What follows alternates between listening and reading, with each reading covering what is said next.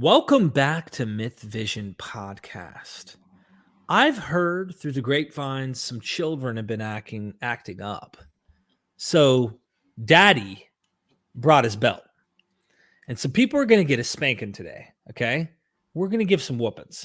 I don't know who it is that needs to get this whooping, but I brought my belt.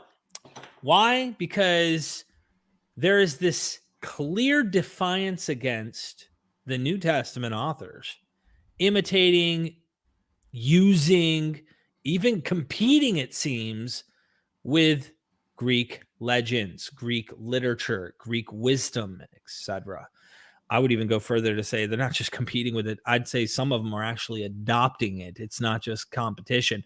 They're using it. But I have a special guest with me today, none other than someone who's absolutely addicted.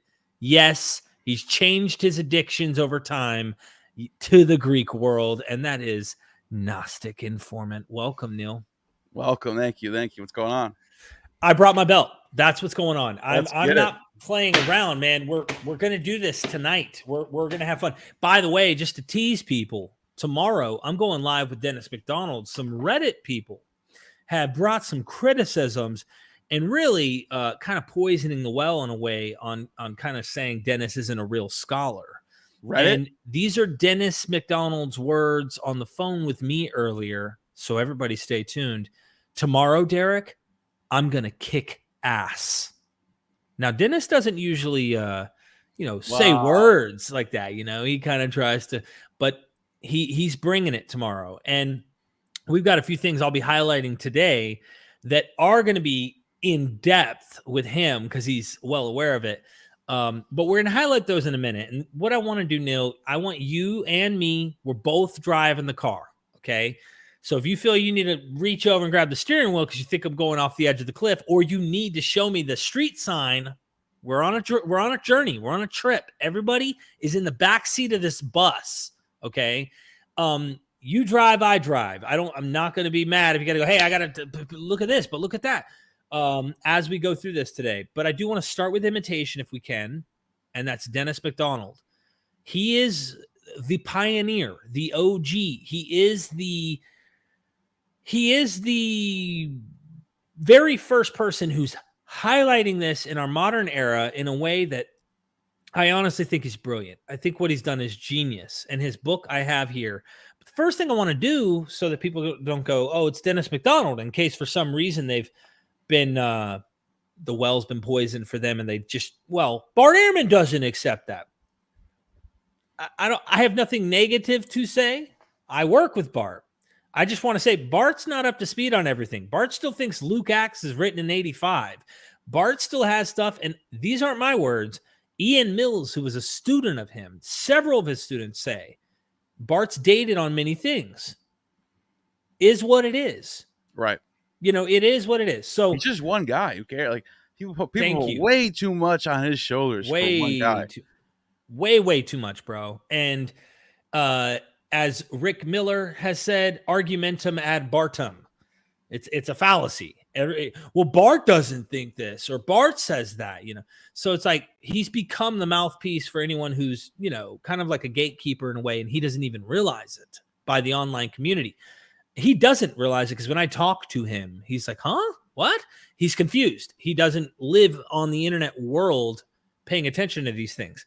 But Dennis highlights throughout the entire Gospels and Acts, but there's several people who've spoke to me and said, look, man, I don't accept Mark and Matthew, but Luke Acts, I can see Luke Acts being a high literary production, highly educated Greek author. I could see Luke Acts imitating Homer, the Odyssey, Iliad, something like that. I could see that. I can't see to Mark. I can't see to Matthew.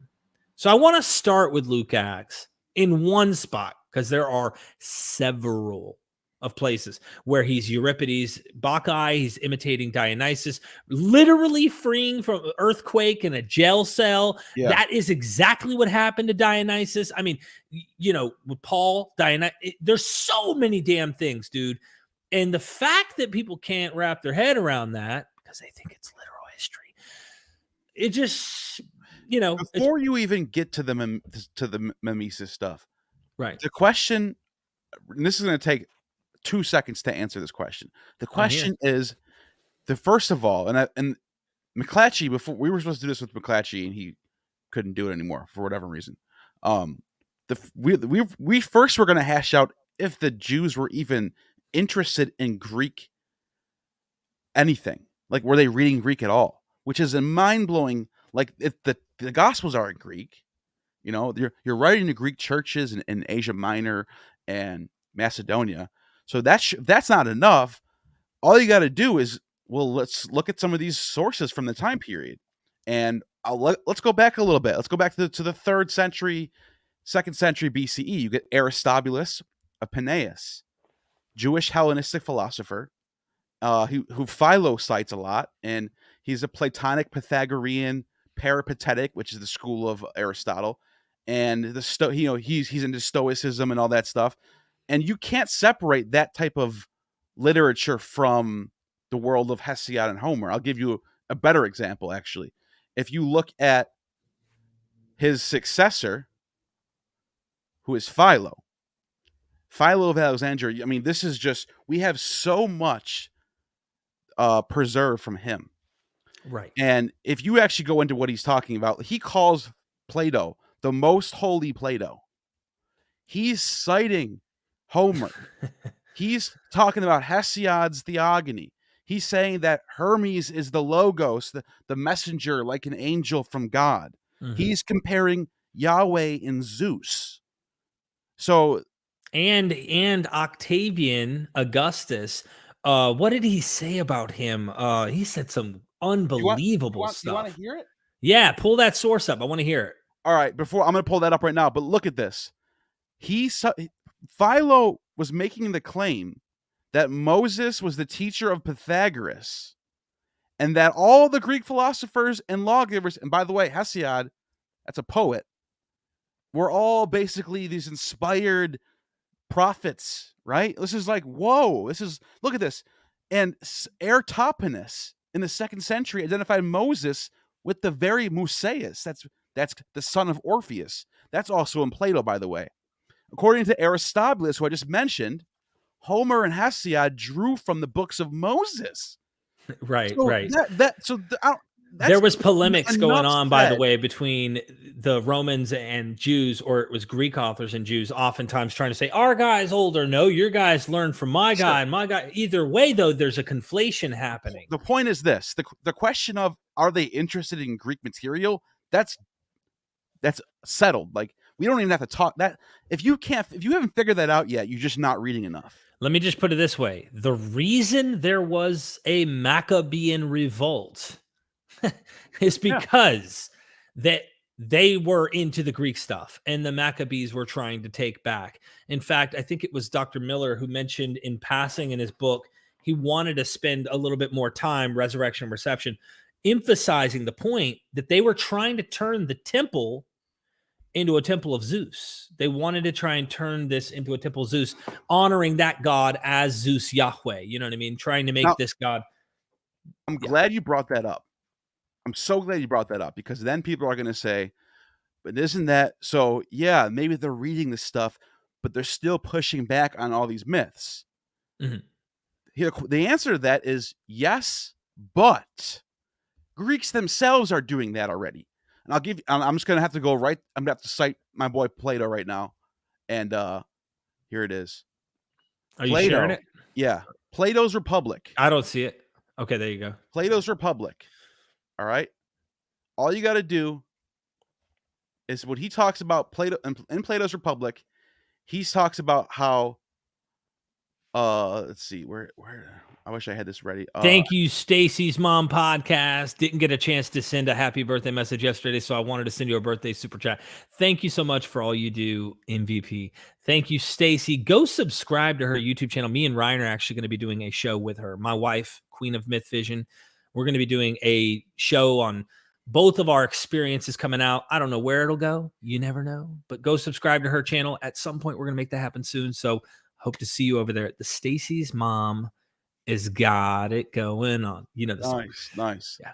So Plato himself, this is already a trend in Greek theology and philosophy as well.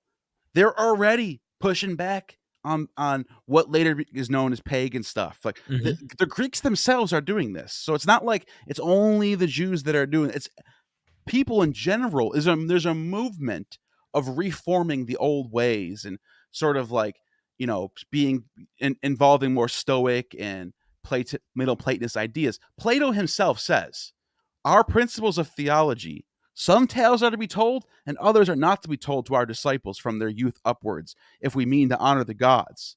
And he's basically saying, like, if they are to be courageous, must they learn other lessons besides these, and lessons of such kind which will take away the fear of death?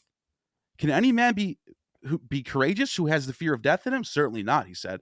And so, if you actually, this would take a long time to read through this, but Yeah. Plato is going through all the stuff about Homer that he doesn't like, that he wants to replace, and wants a new state religion type thing. Mm-hmm. And he even goes to far as to say stuff like I can't believe he depicts Achilles in this way. Like, Achilles shouldn't be down in hell in the bad place in Hades with everyone else. All the good people need to be in their own separate world. This is where you get these Platonic heaven and hell from, right? And Right. all the bad people need to go to a bad place. And this is all in the Republic Book 3, so you guys can look for yourself. But what I'm saying is, those ideas are not just in one type of area. It's not just like Jewish and Christians that are pushing back on some of this stuff that we call pagan now. These are Greeks themselves are doing this too. So that's I just want to throw that out there. It's like that's everywhere. You know what I Right. mean? Yeah, absolutely. Absolutely. So we have, without a doubt, Jews writing Greek literature, Jews writing in Greek, which is simply saying they wrote Greek literature. We have them clearly using Greek philosophy. We have them clearly reacting, responding, in some way engaging Greek material enough to go, no, no, no, no, no. Listen, Moses taught your guy. Oh, so you know a thing or two about our guy. And so there is reaction, there is pushback, but sometimes this pushback is syncretism, where they're syncretizing the two ideas into one to try and collaborate. Sometimes it's reactionary, but either way, you can't react if you're not responding. And so, how do you get a son of God among several sons of gods coming into the world? And what, he just stays in a bubble? He's not competing with other sons of gods? It's silly. It's really silly, especially when your whole religion is aimed at going out toward a Gentile world, especially if it failed amongst Jewish people themselves. So, I want to give some evidence here in Acts, just to start somewhere where it isn't just Dennis that thinks this. There are several academics who actually think that Luke Acts is sophisticated enough to have known Homer's Odyssey and the Iliad and is imitating the shipwreck narrative. So I went ahead and popped up some examples here. You can actually read, if you want to go through Odyssey 6, and here are your actual examples that you can go through. It's in his big blue book, which is affordable. Great, great book if you're trying to dive into this stuff yourself. But Oh, did you want to see that Caesar thing by Philo real quick? sure.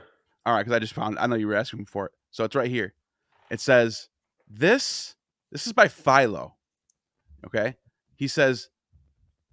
Oh, am I on the wrong page? I don't Yeah, know. I'm on the wrong page. Hold on a second. He says, this is because I think you're right for pointing this out. This is Caesar, who calmed the storms Yes, which were yes. raging in every direction, who healed common diseases which were And afflicting. this is a Oh, contemporary. I this mean, is think of this is going on around the time that said Jesus is supposedly and Paul's supposedly running around. right. Isn't that Yeah, wild?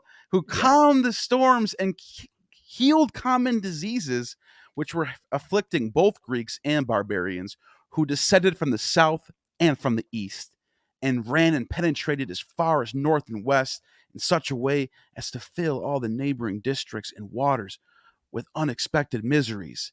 This is he who did not only loosen, but utterly abolish the bonds in which the whole of the habitable world was previously bound and weighed down. This is he who destroyed both evident and unseen wars, which arose from the attacks of robbers. This is he who rendered the sea free from the vessels of pirates and filled it with the merchantmen. He is attributing an honor. I think this is a note. Just kind of note, yeah. Honor to Augustus, in which it does not belong to. It was Pompey who cleared this. So yeah, this is some sort of note from somebody. It's almost like a commentary saying, Augustus didn't do that, Pompey did, but you know. I don't remember seeing that in my version, so that's interesting. Right. Anyways, this is he who gave freedom to every city, who brought disorder into order, who civilized and made obedient and harmonious nations, which before his time were unsociable, hostile, and brutal. This is he who increased Greece by many Greases and who Greecized the regions. Yeah, exactly. Regions of the barbarians in their most important divisions, the guardian of peace, the distributor of every man of. Dude, you can't tell me. That sounds like some sort of Messiah figure, doesn't it? For sure. And he got the title Sebaste. Yep. In Latin means Augustus. One to be worshipped. That was a title. Only before Augustus, only gods got that title. Now, after Augustus, it went to every Roman emperor there was. They're all Augustus. That's why that John Dominic Crossan book I told you so good. It's called Render Unto Caesar. Right. And if you haven't read it, I love it. Good takes point. that point where Jesus is saying, one of the Jews are trying to trick Jesus. And they're like, hey, what do we do with this coin? Do we pay taxes to Caesar? And he says, he grabs one. And he said, hey, hand me one. Like he didn't have one already, which is a sign that this guy wasn't even cooperating with the coinage, right? But he's like, hand me one. And he takes the coin and he's like, what icon, what image do you see on this? And then he thinks it's actually, I can't remember which coin specifically, but it would have been an image, I think, of Tiberius. And on it, it would have had pretty much Sebastos would have been on that image, which means the one to be worshipped. Right. Literally like God, that's you said. That's what it means, yeah. And he ultimately is saying, like, give to Caesar back what's his. Give him this coin. And Divi Filii, the Son of God, is of Latin. That's so. I'm sorry. Finish your point, but I just want to make the point that, like, he's saying, you see this image? Whose image is that? Oh, it's the Caesars, right? And it's saying worship Caesar. Look, give that to Caesars, but he's using it as a polemic to say, but give to God worship, not worship. The reason why. And the reason why that's so important is because the Son of God, messianic figure, the Savior figure, who brings this era of peace that hasn't been seen in hundreds of years. It's been the Mediterranean was at war forever, like as long as who knows when it was ever at peace. Right. But this is the time it's at peace. So for a Messiah figure has to beat that somehow. Think about it. You're the bar is set. Caesar Augustus, this amazing emperor, why can't he be the Messiah? Well, because Jesus is the Messiah, and here's why. He's better because this, and this. He's not a emperor with riches. He's a humble guy from the Galilee, and he's saying that anybody can go to heaven, not just the rich, it's a different message. It almost turns this Son of God that people think is Augustus and flips it on its head. Exactly. That's also why he's saying, look, give back to Caesar. Give him these damn coins. Give him his coins. These coins are nothing. But on the coin, John was trying to point out Dominic Crossan, who's saying it's literally telling you this guy is the one who needs to be worshipped. He's saying, no, you need to worship God. So give God worship. Don't give Caesar worship, but give him back his coins. Right. And so it was a clever way to get out of a pickle of, like, if he told them, yeah, no, pay taxes, bow to Caesar, pay taxes, he might have lost some of his following, is what John Dominic Crossan would say. But then he's saying, if he said, no, don't pay taxes, then they could have got him on rebellion right out the gate. So he had a slick, sophisticated way of getting out of it in that kind of pickle. Anyway, point is, I'm glad you brought up just this whole Caesar thing and how you got a Jew. This isn't a Greek. This isn't a Roman. This is a Jew. And I'm talking about by nationality, right? Like, this is a guy who claims to be Jewish, who's saying this about Caesar, who's contemporaneous to New Testament. At least it's before New Testament, but at least it's contemporaneous somewhat to Paul. Right. And, like, what do you say to that? And the reason why I wanted to set this off before we get into Dennis McDonald's because I'm trying to show that the world that people are, they're all living in the same world. There's not like some border around Galilee and like they Yeah. don't know what's going on. And like Acts proves this. Acts cites Epimenides. Oh yeah, dude, we're Or getting and Titus, I mean, too. Titus. yeah. Well, And that's no, all Acts because of does too. Acts Acts does, yeah. 17. Right. Yes.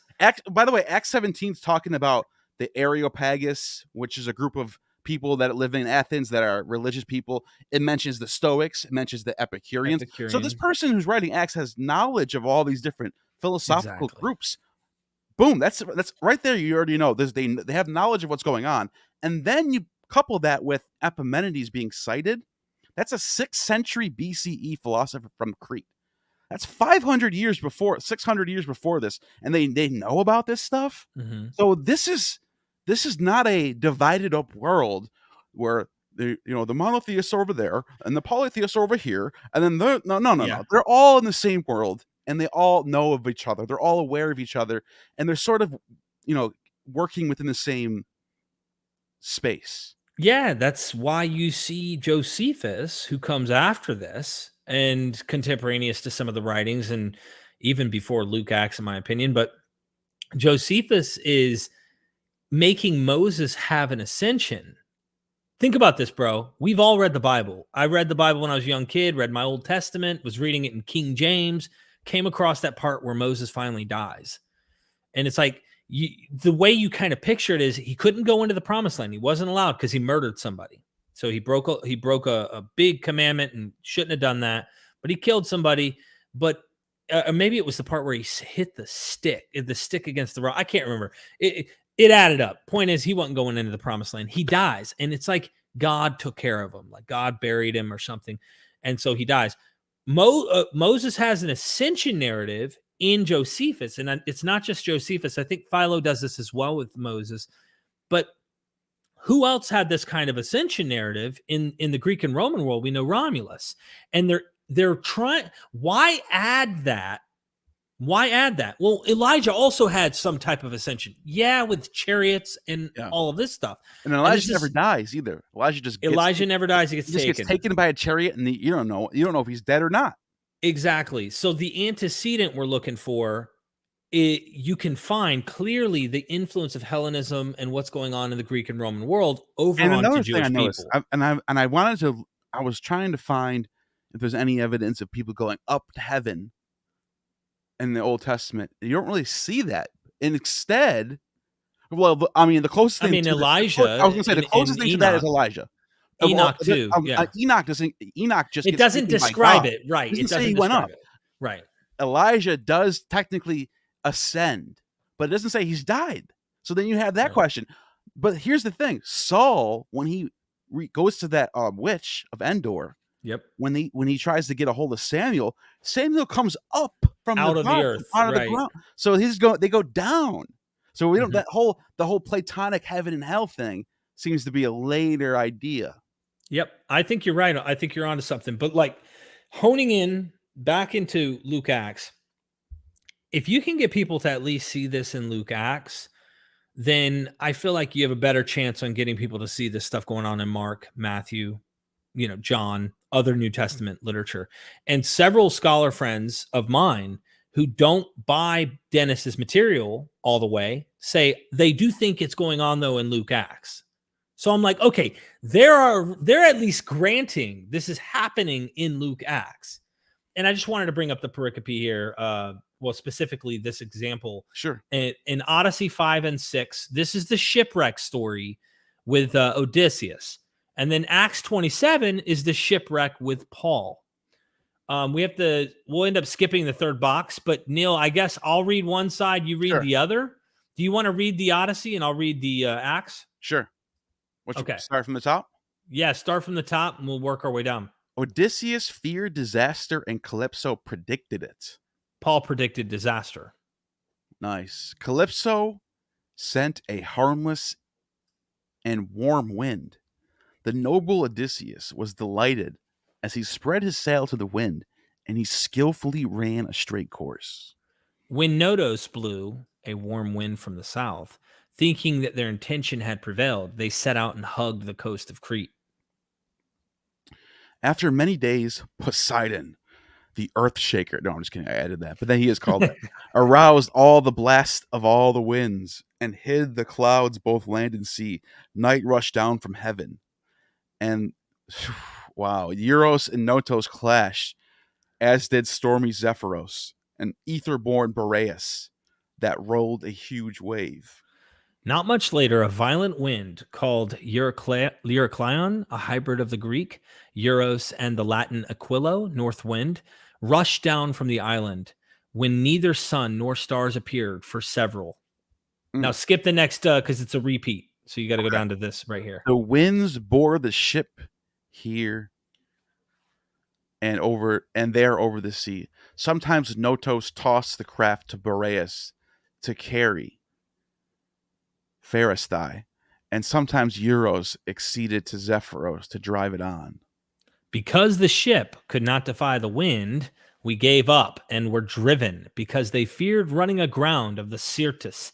They lowered the kedge and thus were driven along. Now, what's interesting too, you've been learning Greek, and I don't. You got that word Pharistai, and then on your side it's Pharistai, which that epsilon denotes that it's happening in the past. So it's the same word. This is the thing about it is there's several like literary parallels and examples that kind of you could say, whoa, using somewhat similar language, and in some cases it is similar. It's the same word, yeah. Right. Okay. When you see that epsilon in front, the E, it just means it's past tense. Right. So happening or happened. You know what I mean? That's basically that's the difference between them. Anyways, then the knees of Odysseus gave way and his beloved heart dissolved. Now my utter destruction is sure. Finally, all hope that we would be saved was vanishing. Odysseus abandoned hope.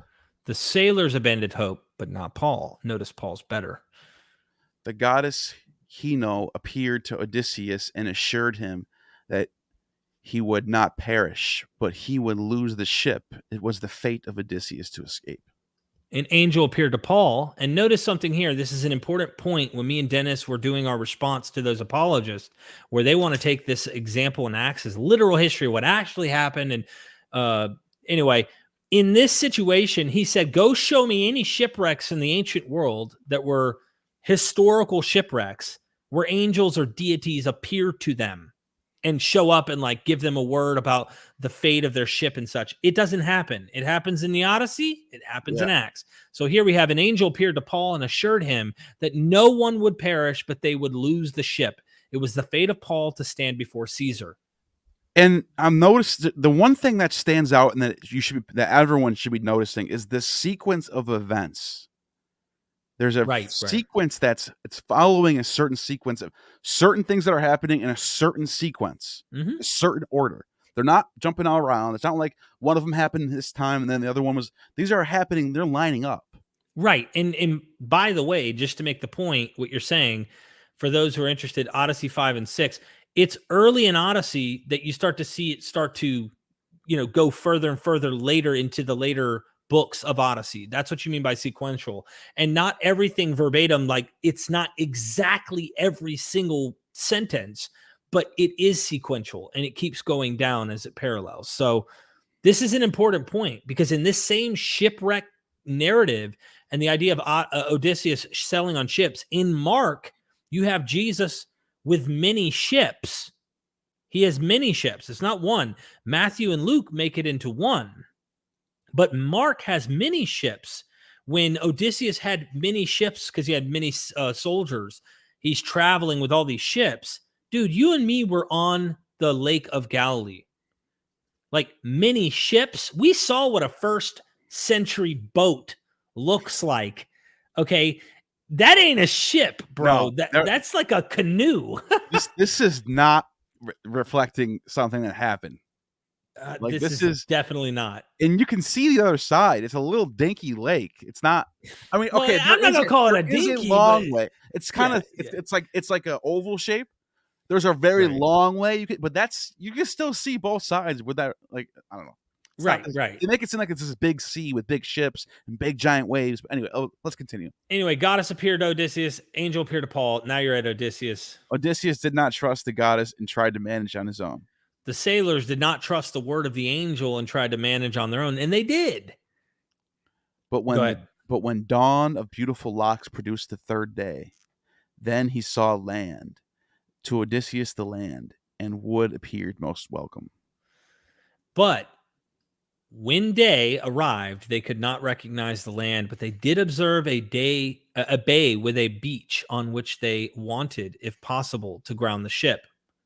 The ship wrecked? The ship wrecked. Yep. Odysseus you can read all this. Okay, Odysseus rode a plank and then swam. Passengers rode planks, others swam.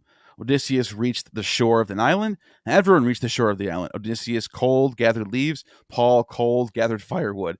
This is where it's like the most obvious. The woman who found Odysseus at the beach, the locals at the beach feared that he was a murderer. And that ending right there, it's still more, okay. Yep. Recoiled in fear at his appearance, punished by a god when an ass bit him. Mm-hmm. Nausicaa assumed from his looks that he was a god. And when he survived, they assumed he was a god. Okay, those last 5 or 6 make it so obvious that at the very least, the author of Acts is inspired and looking at the story of this shipwreck, right, and facing, at the very least, if not a full-blown mimesis. That's why I'm saying, some of the smarter, sophisticated Christians who contact me will say, look, I could see it possibly being mimesis, and yet still think there's a kernel of history to it or something. Like there might have been a real shipwreck somewhere along the lines, but they embellished, or they made the furniture. Do you want me to give them a point? Want me to show whoever said that to them? Look no farther than Plutarch. Mm-hmm. Plutarch's lives. Think about this. These are real historical people from real history, and he's comparing them. And he's like, okay, I'll give you an example. Mark Antony and Demetrius, the son of Antigonus, they both had really similar lives. They're very lucky. They're very well loved, good looking people, but then their luck runs out at really bad times. So he compares their lives and he puts them together side by side, and you can see how they have like a parallel life. So you can see how someone like, I don't know, someone who's writing these gospels are looking at these little historical kernels and comparing them to other mythologies, and then putting them side by side, and then doing that. It can be in the middle. You know what I mean? So I tend to, I'm learning more and more about what genre is, what these particular genres might be and stuff. And I empathize with people who go, well, maybe they colored their story or their word of mouth or whatever into narrative, and therefore they've made it into an imitation of great storytelling.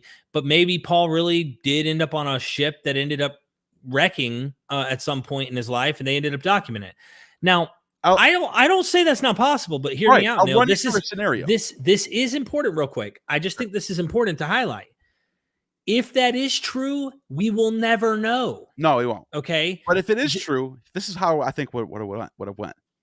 Paul travels to Macedonia, and there's a minor shipwreck on the way. Mm-hmm. People talk about it. It becomes a story. Oh, did you hear Paul's ship got wrecked on the way here? Oh, we're lucky he's okay. Right. That story gets remembered by a few people. Right. But then when Acts gets written, the person who's writing it thinks of this famous shipwrecks, Odysseus, Paul. Right. And then the mimesis happens. That is exactly that's all that needs to happen for it. So I'm willing to say that's possible, right? I'm not convinced of that, even though I'm willing to say there could be, in what they call that memory. So if there's a memory behind it, maybe there is, maybe there isn't.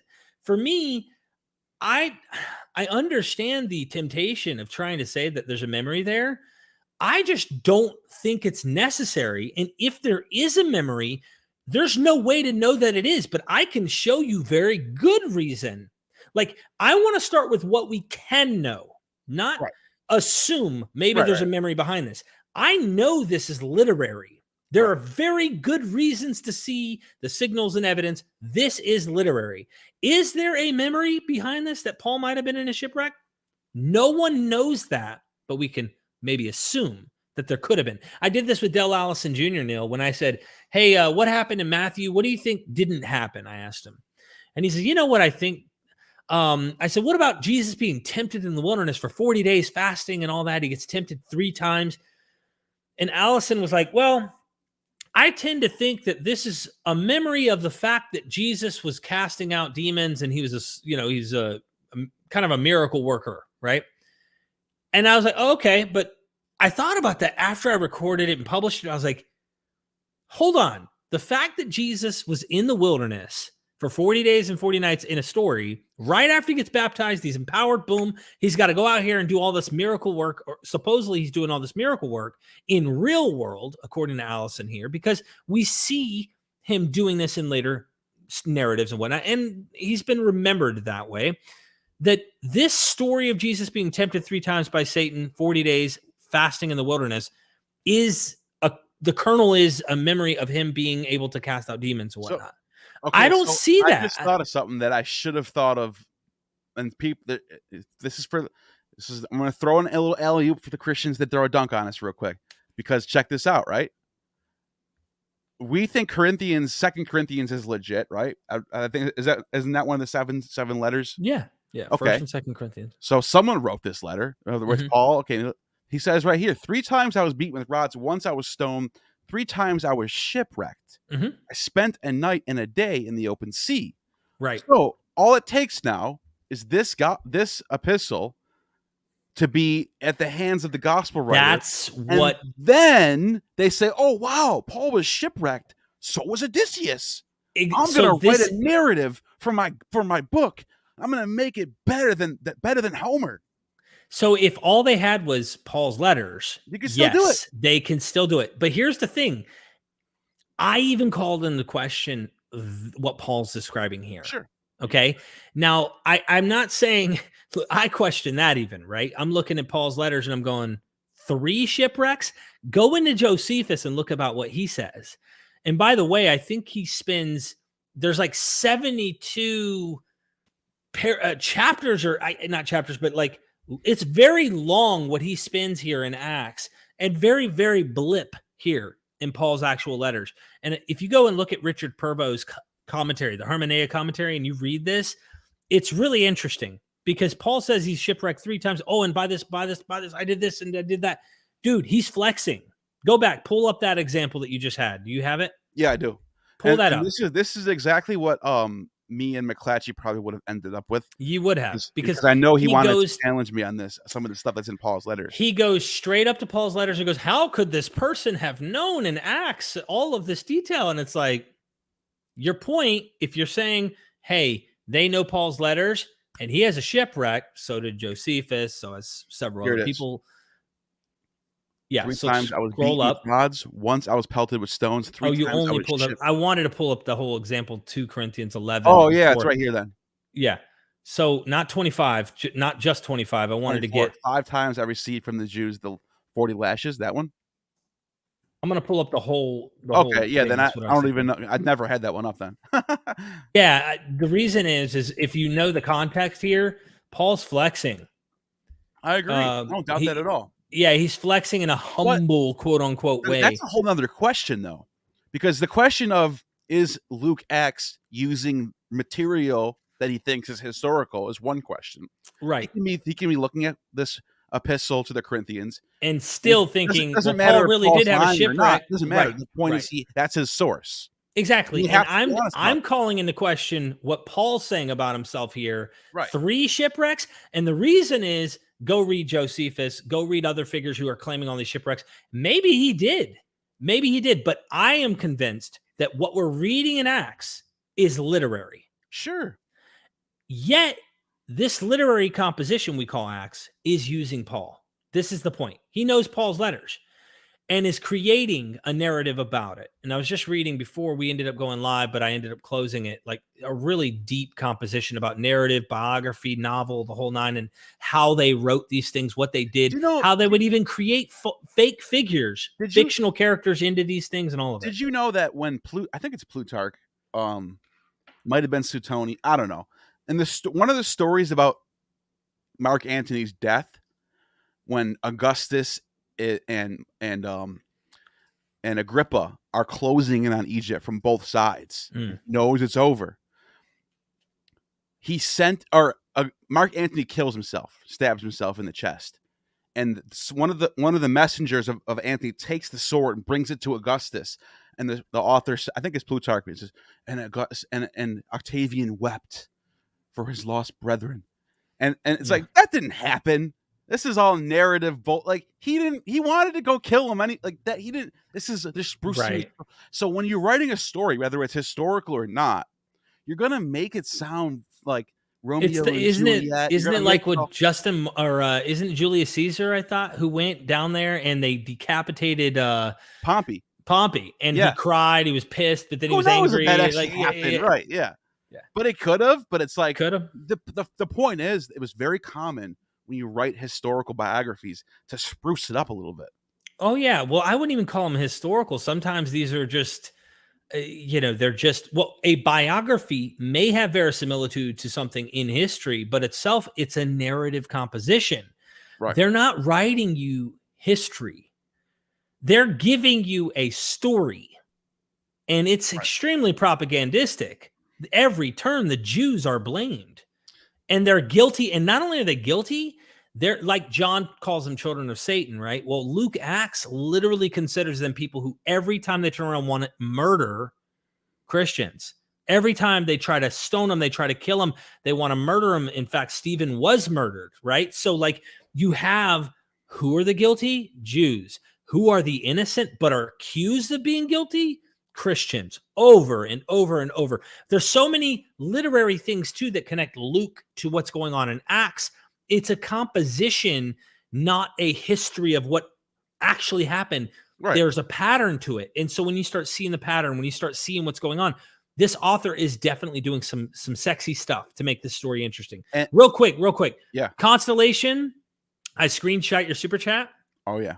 I hope that my brain, my fickle brain, remembers to ask this question when we review that debate next Wednesday, I think, the 31st, whatever day that is. And then Constellation asks, was the Odyssey considered a religious text? Can't remember. I don't know if I would call it a religious text. I would say it was sacred for sure. Yeah. It absolutely was. Odysseus absolutely was a figure in religion, in the religious world of Greece, who was looked at as like a hero, semi-divine. Like, if you went into a temple, you see Odysseus on the wall, even if it was a temple of Zeus or something. Like, they're singing Homer's Odyssey. Yeah, in these temples. That's like that's what they're doing. So absolutely, it's a religious text. And just look. Adam Green is in the chat, and I'm not interested in the constant polemics against Jewish people the way that I have seen him do in the past. I have no interest for that. And I get a lot of people who comment that I can tell come from you, Adam. But blaming Jews for rejecting Jesus is a literary device to fulfill prophecy. Robin Walsh. Here's the deal. Yes, it's a literary project to make Christians innocent. And yeah, you could say fulfill prophecy, but in Luke Acts, the blaming of Jews is a literary propaganda to make Christians innocent and blame Jewish people for what's happening. Your proposition is Jews invented this to beguile and trick Gentiles into accepting this position. I don't see Jews inventing that they're the guilty people in this entire process of Luke Acts that's going on. So I would say it's much muddier than the proposition you put up, that Jews invented this whole thing and are trying to trick all Goyim Gentiles into this religion. But that's just my 2 cents. I figure since I saw him in the chat there, I'd just make the point that, yeah, maybe there is they think this fulfills prophecy, But Jews themselves, I do not see as literarily trying to do this and trick at their own. They get killed over and over through history by Christians because of this text being so blatantly blaming of them. Yeah. They're going to do it. Not interested in thinking that's what's going on. So can I jump back a second? I just want to make because we're talking about how history, kernels of truth exist in history, but it can be written so legendary that it's basically myth at this point. I think this is the best example. And it's from Suetonius, Life of Augustus. It's such a good example. It's going to remind you. It's going to remind you of a story that you know. Julius Meritus informs us, this is Suetonius writing this, that a few months before the birth of Augustus, there happened at Rome a prodigy. I just read this the other day. Prodigy is a star in the sky, lightning, whatever. It's like some sort of sign, right? By which was signified that nature was in travail with the king of the Roman people, and that the Senate, in alarm, came to the resolution that no child should be born that year. But amongst them, whose wives were pregnant, to secure themselves a chance of that dignity, took care of that decree that the Senate should not be registered in the treasury.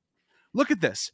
You have a star in the sky signifying a king of the world, and you have a treasury, and you have a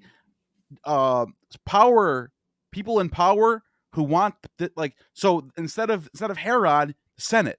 Instead of Jesus, Augustus. Instead of a star, it's a prodigy.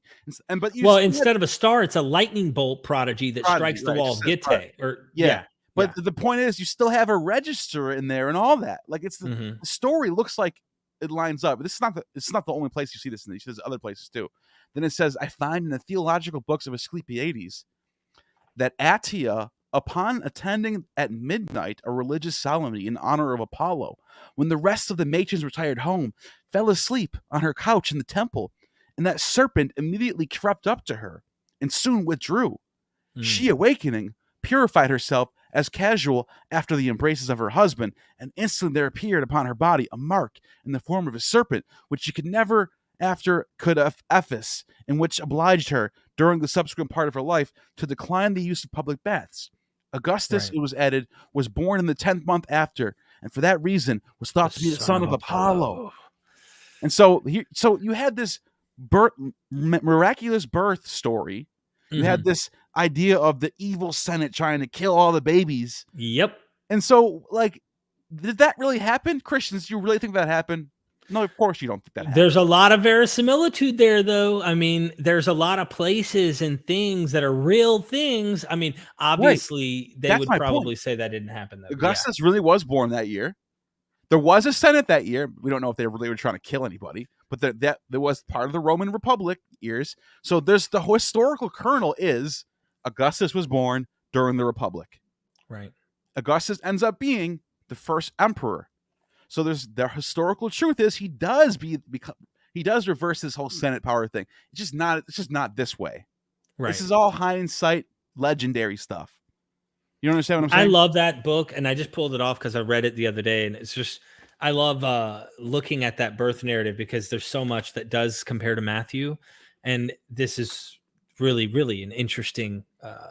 In my opinion, there's a lot here that reflects what you see. The same thing with Herod the Great trying to kill the kids, the whole nine. Yeah, and they compare him to Alexander the Great. They say, "Look at this." That was the point I highlighted. Yep. And he goes to the grove of Bacchus, and the priest they pour the wine on the flame, and it flames up, and then it descended above the roof of the temple and reached to the heavens. A circumstance which had never happened to anyone except for Alexander the Great. So what is the author trying to say? The author's trying to say that Augustus is going to be the greatest thing next to Alexander the Great. Nothing has been as great as this person until now. Until Alexander the Great is the greatest ever, but now we have a new Alexander the Great. It's a really good way to make your story. You mean to tell me they're trying to say Octavian is a better Alexander the Great? Ooh, Jesus could never be a better anyone else. He's just... he can't be a better Moses or Elijah or King David. He's not a better Joseph or Joshua. Come on. Are you kidding me? So we're willing to grant the Jewish antecedent. We're not willing to go to the Greek side. I think that's silly. It's all written in Greek. It's targeting mostly Greek Gentile audiences, this is really obvious to me that you're not going to take something that's, not something familiar with and not imitate it to try and get people to see your figure is the better one. We done that. We did the imitation just on the shipwreck, and we spent quite a bit of time on that. I do want to get into another one that I think is important. Yeah. It's your favorite one, so why can't we go there? I wanted to do Eutychus and get into what happens with Eutychus and unlucky and lucky. I can't think right now, but I want to get to Eurycleia. So let me pull up page 270 because this was the one that your jaw dropped when you first heard this, and you went, "Are you serious?" Yeah, this is my favorite one by far. When I heard this one, McDonald had sold me at this point. I said, Yeah. this is too good. That's what I said. And McDonald is a BAMF, a badass mother. You guys have been killing it. Thank you, usual, both in your own ways. I am stoked. Derek and Neil, you have started a movement. Nice. Thank you so much. I appreciate it. Seriously, do appreciate that super chat. Love the support and appreciate everybody in the chat. They did pop your YouTube channel, Pragmatic Crystal. Thank you for doing that for us. I really appreciate that. Plug the heck out of Gnostic Informer. Go check him out. And then we got another one, Christy here with a super chat. Seriously, appreciate that support. I'm going to get this Eurycleia here. Just 1 second. While I do, press 1 if you likey. I always add the E at the end there. Likey, press 1. And press 2 if no comment. Press 1 if you likey. All right. Gina McDonald says, you think Jesus is like Asclepius? Sure. Why not? God. Why not? He's a better one than Asclepius. You know who else? So this is perfect to bring this up. Ehrman. Now, Derek, are you familiar with Ehrman? I showed you Ehrman before. Yes. Can I just pull up my tab that I have? You may, my friend. You may. Let's see. Ehrman. This is going to shock some people. I think. I really do. I want to explore Ehrman. I'm trying to find some scholars who write about Ehrman. It's not a lot. There's those are middle of the 20th century people. Hey, real quick, I just got to address this while you're bringing this up here. Yeah. Why are our atheists so obsessed about Jesus? So I used know. to be a Christian. I want to point out something. There's only over 2 billion people who worship the guy. I mean, it's not like people aren't obsessed about Jesus who believe in him. I mean, it's not like people who believe aren't impacting us socially, ethically. It's not like people in my family aren't suffering from trauma through the religious stuff of believing hell's a real place. It's not like this is something worth trying to dissect and take away those harms, to give you real education on what's actually happening. It's not like that's worth. And we have people in our government right now, like Marjorie Green. Not to get too political, but let's be real: Marjorie Green Taylor, Lauren Boebert, and others who literally invoke Christianity for their ways of pushing law and forcing laws that affect people's lives because the Bible said so. And so if you have people in our Senate right now who claim that they think that we should have a theocracy, that the government should be listening to the church. And if you think I'm making this up, I made a video on this. Just watch my video, and then if I'm wrong, write me a comment or something. But I'm not just making this up trying to scare people. It is legit. People in our government do want there to be a Christian. I just want to make the point, though, that the comment, though, is a worthy one. Why do ex-Mormons like the Backyard Professor, who's in our chat right now, why do people like him in every video go in and show you, and there he is right there, show you how Joseph Smith wasn't right, the Book of Mormon is man-made, show you flaws and problems, the Book of Abraham, the list goes on, debunking the religion he was obsessed with and worshiped the guy and practically followed. Why is it that ex-Muslims talk about Islam and Muhammad and debunk the Quran and spend their time doing that? Sure, there is some animosity being kind of pulled over your head. You've been tricked for so long to think this is the truth. Absolutely. But at the same time, there's a point in which while you're debunking something, you're also falling in love with the reality of what it actually is, not what you've been told. And that is knowing what this literature really is. I mean, if this literature is written as mythic, cultic practicing, storytelling, interesting narratives, not literal, don't take this too far.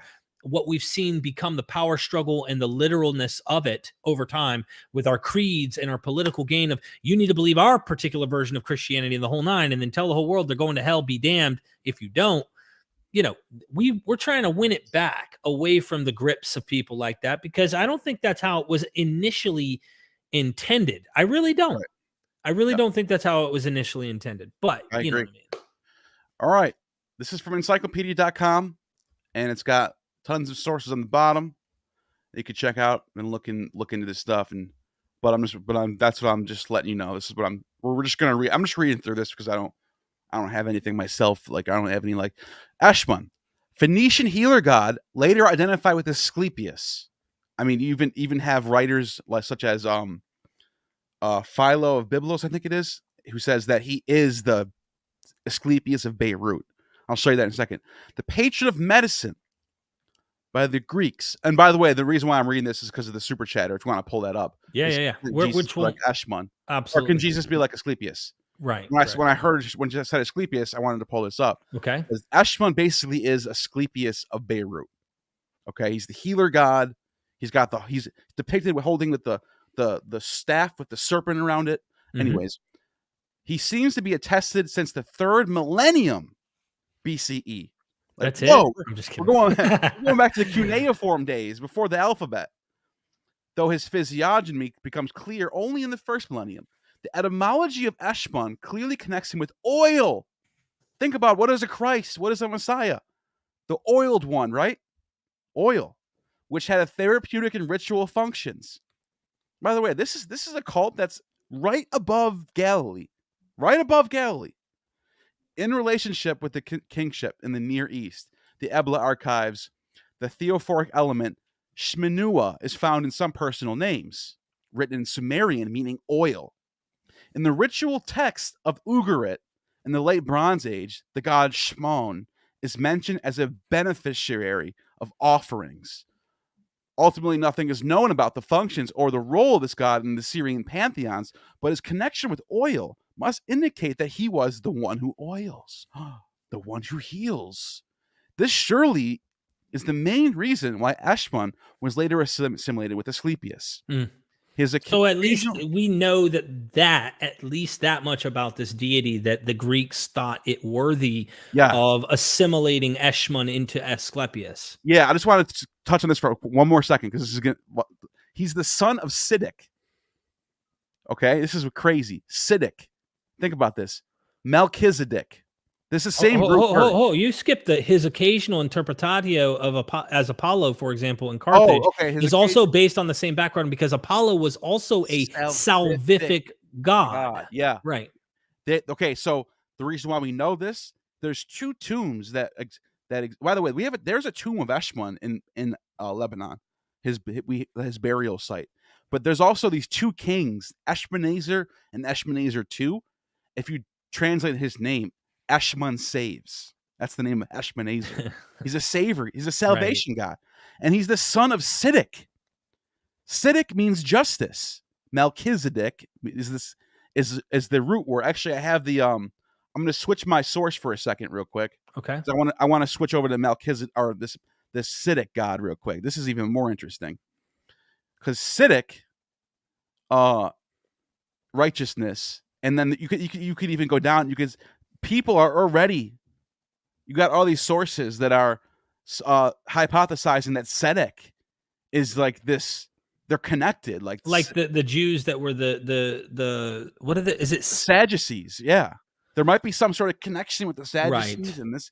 Now that's whatever, that's a hypothesis, that's fine, but check this out, right?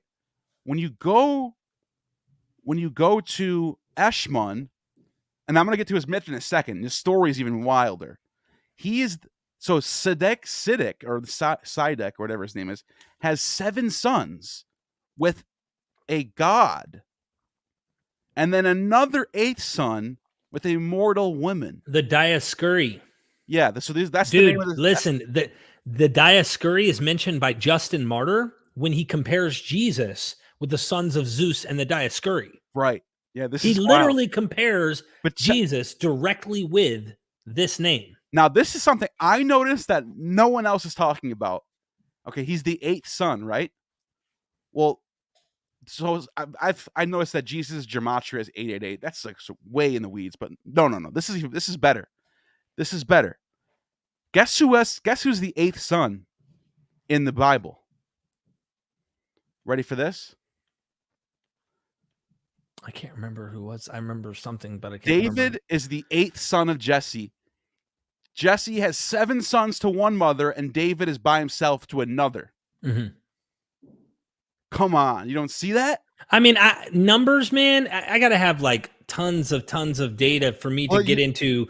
But I do see that. I mean, liar. He's a Messiah. He's the anointed king. This is a good point. So now you've got oil, right? Who had the oil poured over them? Only David. Right? He's and the he plays 8th son. The liar. You got the Apollo imagery there. So you would need to get a list for me, right? I'm very cautious to even accept stuff. Dude, I know. But if we had a list and we were saying this checks off, at least I see something of a mirage. No, I don't comparison blame you for this. This does not prove it at all. Yeah. But dude, this could be. It could be. It could you be know what right. I mean? I'm throwing a hypothesis. The last thing I want before we're done with Eshwan. I want to get to your Euroclea stuff. Yeah, I want to because I have something of a surprise. I got to read this though. This is the story of Eshwan. Is it in here? I think it was in here. Oh, Photius saying that Asclepius of Beirut was a youth who was fond of hunting. So you already have this like, is it like Adonis? Adonis is a hunter, right? He was seen by the goddess Astrone or Astarte, which is like a Near Eastern Venus goddess type, who so harassed him with amorous pursuit. In desperation, he castrated himself and dies. So he dies. Astrone then named the Paeon healer, restored him from life, from the warmth of her body, and then changed him into a god. He has an apotheosis. He comes back, he returns from his death. I mean, this is so even dying this rising Addis. I was gonna say this is not just that he resuscitates, right? Comes back from the dead the same way you kind of see Jesus depicted coming back from the dead, and is pictured in Luke and John as physically alive, right? And back, but has become a god. This blew me away. I never thought about this like this, what you're bringing up here, Neil, because Richard C. Miller brings up the reason Thomas has to touch Jesus' side. And then when he does, his immediate response, if you pull up the source in John chapter 20 or whatever it is, he says, "My Lord, my God," after he knows he's physically alive again, according to the narrative, of course. Well, that was the symbol of someone becoming a god. The way you knew they were God is if they were really dead and they came back, but they were physically actually in a body. Yeah. They had become a god. That's why there's a confusion over him being a phantom or a ghost. Yeah. And in the Thomasine tradition, which is very Gnostic, they thought he was phantomy. Right. They said, no, he's a god, which is why Thomas is my Lord, my God, you know. Last thing I want to say, this is my final word on Eshwan. So when you read that myth right there was a lot of synchronisms happening. Uh-huh. He's a hunter like Adonis. He castrates himself and dies like Addis. He's a healer like Asclepius. That's like a lot of. There's also some Tammuz stuff going on there. This is way before Jesus. So you already have in the Near East, right where Galilee, right north of Galilee, like we're talking 45 minutes from Galilee, half an hour away. We're right there. You can look on a map. I'll show you if you want. But that's whatever. You can look that up yourselves. You had this synchronistic healer, dying and rising vegetation god, right where Jesus shows up. And what I'm saying is, some of these early Christians are thinking of Jesus in this way. Right. So I'm wondering, is this how Jesus gets legendized? What's the name of the guy, the early Christian? The Nicene preacher. Yeah. The Nicene preacher had a hymn to Addis. And the hymn to Addis, blessed one, whether you're born of Kronos, Zeus or Rhea, I loudly hail thee Addis. You the Assyrians call thrice desired Adonis. Egypt calls you Osiris. We always talk about Osiris and Jesus. Samothracians call you Adamus. Phrygians Pappus, a corpse. That's dying and rising imagery right there. Yep. A god and fruitful goat, green here, fruitful almond board, player of the pipes. He took that Homeric hymn to Attis and then reapplied it to Jesus in the So second already century. you have what we categorize as a Gnostic Christian who's already taken a Homeric hymn and applying it to Jesus. Okay, we not only have that, Dennis talks in his book several pages in the back toward the back of this book here, where he goes in and shows you that ancient Christian authors, not that early that we have in terms of what he does with the Chintones, but he shows the Homeric Chintones of later 7th, 8th century Christians rewriting gospel narratives in the Greek, in the Homeric, pretty much rewriting them in a Homeric tone, right? But you also have the non-canonical material, several, I think they're pseudepigrapha, or I used that term the other day. I may have meant, anyway, yeah, the apocryphal writings. And Dennis has shown, and his work has been accepted. You had Burke on, Tony Burke, who was like, this guy wrote a masterpiece showing that this apocryphal writing is using Homer. And we're all convinced of that. Everybody's got that. Okay, many people, not just Dennis, so Dennis isn't crazy in the eyes of people, accept the Luke Acts stuff. At least the shipwreck. They think Eutychus has definitely got a connection to P word comes to mind. Lucky and unlucky or unfortunate. Elpenor. Yeah. So there's that connection. I don't want to go into that one today because we've already did that the other day with Dennis. I want to get into Eurycleia. Yeah. So Eurycleia. All right. Mark's Anointing. If you haven't bought Dennis's book, I swear on it. If you have a hard time reading, you can get the course, get the book with it so you can actually follow along. We have a course with Dennis where we go through this example, we go through 17 other examples in extensive detail. Let me read. Actually, you know what, Neil? I don't want you to be bored out of your mind. Let me read this paragraph, and then you're going to actually read the text. Sure. This is from the Odyssey. The woman who anoints Jesus for his burial in Mark surely imitates the famous Homeric niptra, or washing, by Eurycleia, Odysseus's nurse, who recognized the scar on his thigh while washing his feet.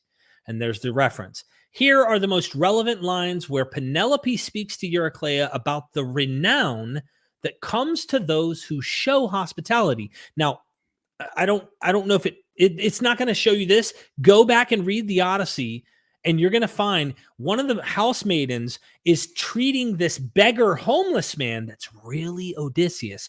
Remember, in Mark, nobody knows who Jesus is. Nobody knows who Odysseus. They don't know this is Odysseus. His identity is hidden. And one of the maidens at the house, not Eurycleia, but another one that does what Eurycleia does, kind of like a housemaiden or a slave at this time, she treats him like crap. Get out of here, you homeless beggar. And Penelope flips the script on her and says, they use the vernacular, by the way, if you're interested in actually hearing real language, the way it's said, she says something like, you bitch, get in the house. I can't remember what it was, but she says something raw in the Odyssey. And so she goes in, and then Eurycleia actually shows the hospitality like you should, which is why she has renown far and wide. Now, please read this, Neil. And do I need to zoom in? Like, I got it. Does that help? If one is noble and of noble heart, strangers carry one's fame far and wide to all peoples, and many speak of one's excellence. Then prudent Penelope said to him, the beggar again, dear stranger, never before has a man so prudent of dear strangers from afar come here to my house, so thoughtfully prudent as you are in everything that you say. I have an old woman with a wise heart in her breast, who nursed well and cherished that unlucky man. Wise Eurycleia, arise now and come, bathe this man who is the same age as your lord. And the old woman took the gleaming basin to wash his feet, and poured into it lots of cold water, and then drew the hot. But Odysseus sat at the fireplace. So she approached and began to wash her lord. Immediately she recognized the scar that a boar long ago had gouged with a white tusk. After touching Odysseus's beard, she said, you surely are Odysseus. Dear child, I did not recognize you before. Now, Not not until. until I touch the whole body of my Lord. I mean, bro. That's rough. So later, she anointed him richly with oil. Melantho, sister to Melanthius, daughter of Dolios, deceitful, had complained about Penelope's generosity. Remember what the Pharisees said? If he knew this woman, you remember they were complaining about what this woman was doing to Jesus. Well, they're complaining about what Eurycleia is doing, right? And about Penelope's generosity to the foreign beggar, which is her husband, by the way, the whole damn time. Odysseus then rebuked her for discrimination against the poor. Wow. And yes, I was and forgetting about that part too. yeah, because remember now, There's so much going on. in this Jesus one. changed it, and you're going to find out he changes it. We're going to talk about that because he says, "You will always have the poor with you, but not me." And you have to realize in both of these texts, these are central to the story because this is both of their anointing and both of their recognition of them being, in Jesus' case, the Messiah. And in this case, the Master, the Lord, the returning Lord, who everyone Bingo. thought was dead. Bingo. And they So did not this is like, recognize. you have to realize how central these two passages are for it to make sense. Otherwise, you're just like, well, yeah, you got the oil. Okay, I see that. Oh, the feet, the rubbing feet. That's enough. No. It's more than that. So many, and we're gonna read the boxes, Neil. Okay, we're gonna read the boxes. Right. And Penelope accused her of having committed a monstrous act of inhospitality. So that's the woman, I believe it was, that was being rude. Here's an image on the left for anybody that Eurycleia washes and anoints Odysseus's feet and recognizes him from his boyhood scar. Attic's Skyphos, 440 BCE, Museum Archeologico, Italy, used with permission from Art Resource. Just to show you up close, that's what the image is. All right, now, as March Jesus was eating, a woman carrying an expensive stone, and I will get to your super chat soon, everybody, but a woman carrying an expensive stone jar broke it and poured a precious ointment over his head and down his body. She recognized what the disciples had not, that he soon would die and his body would need anointing. The 12 scolded her for not caring for the poor, but Jesus insisted that she committed a beautiful act that would be remembered far and wide. Renown. The name Eurycleia means far-flung fame, and Homer punned on it in Penelope's statement to her in Odyssey 19, and there's your source.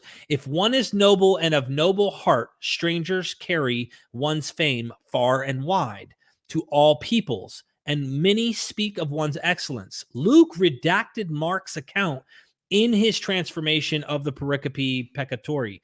So here is the, I guess, do we want to read the Mark or do we just want to skip ahead and where is this box? Hold on. The betrayer's scheme. Maybe this is it. Telemachus was amazed. Nope, that's not it. That's not the box I wanted, I don't think. Let me see. Is it? Yes. I think this combines. So it's combining a betrayer scheme and let's just go ahead and read this here. You read Odyssey, I'll read Mark. All right. Telemachus was amazed at the great light that shone on the walls of his house. Odysseus interpreted the light as the presence of Athena, wisdom goddess. One of Jesus's disciples was amazed at the great buildings at the Jerusalem temple. Jesus predicted that these buildings will be destroyed. Odysseus went to Penelope and sat. Okay, I'm not sure we're in the right box here, man. Wait. I do. Later on, it becomes that, but you have to combine multiple things. Oh, yeah, so I was hoping to just highlight. Go back up a little bit. You're right. There was no box for that one. He just read them both side by side. Yeah, because he gets into it, I think, down here. Oh, wait. Giving prophecies. A woman entered. Here it is, down here. Okay. So I'm going to let's just start here since we're dealing with Eurycleia, okay? Yeah, you're right. Let's do this. After giving his prophecies. You're right. After giving his prophecies to Penelope, Odysseus, disguised as a beggar, sat by himself. After giving these prophecies to 4 disciples, Jesus sat at a table in the humble home of a leper. Eurycleia entered with a bowl of water to wash his feet. Later, she anointed him generously with oil. A woman entered with an expensive jar of ointment and poured the contents on Jesus' head. When she recognized her master, she dropped his leg into the brass vessel, spilling the water. She broke the jar to release the oil. She alone recognized her king. She alone recognized that Jesus soon would die. That's big. But Melantho had objected to Penelope's generosity to the poor. Not showing hospitality to Odysseus, the beggar, was performing a monstrous act. People objected that the ointment could have been sold and the money given to the poor. Jesus told them she had performed a beautiful act. There's that polemic, that switch, that Yep, switch it up. turn the story. Sequence of events there, story flipped. Yep. Eurycleia means renowned far and wide. Penelope told her that one who welcomes strangers will have fame far and wide. It's literally a pun on her name. Yep. Jesus said, wherever the good news is proclaimed throughout the world, what this woman has done also will be spoken of in her memory. Basically saying she'll be known far and wide too. Like there's that Yep. fame aspect. Odysseus and Eurycleia discuss the disloyalty of some of the slaves. Like I said, the slave woman that was being rude to the poor. Then Judas Iscariot went to the chief priest for the purpose of betraying him. So it continues off into you have that disloyalty, betraying aspect. Now, but this is the biggest thing here is to like the reason why I think this is the biggest one is because like I mentioned before, this is how central this passage is in both of these characters' story. They're both being recognized. In one case, the Messiah, in the other case, the master who returned from war. Everyone's saved now. The house is going to be fine. All these bad suitors, they're all going to be gone now. Right. This is a huge turning point in this house. So it's a salvation aspect in both cases. And in both cases, their feet are being rubbed. They're being anointed with oil. I think the reason Dennis had those boxes come up the way we skipped ahead just to get to the Eurycleia part is because exactly what you're describing here, Neil. Why is Odysseus returning home? Why is he hidden?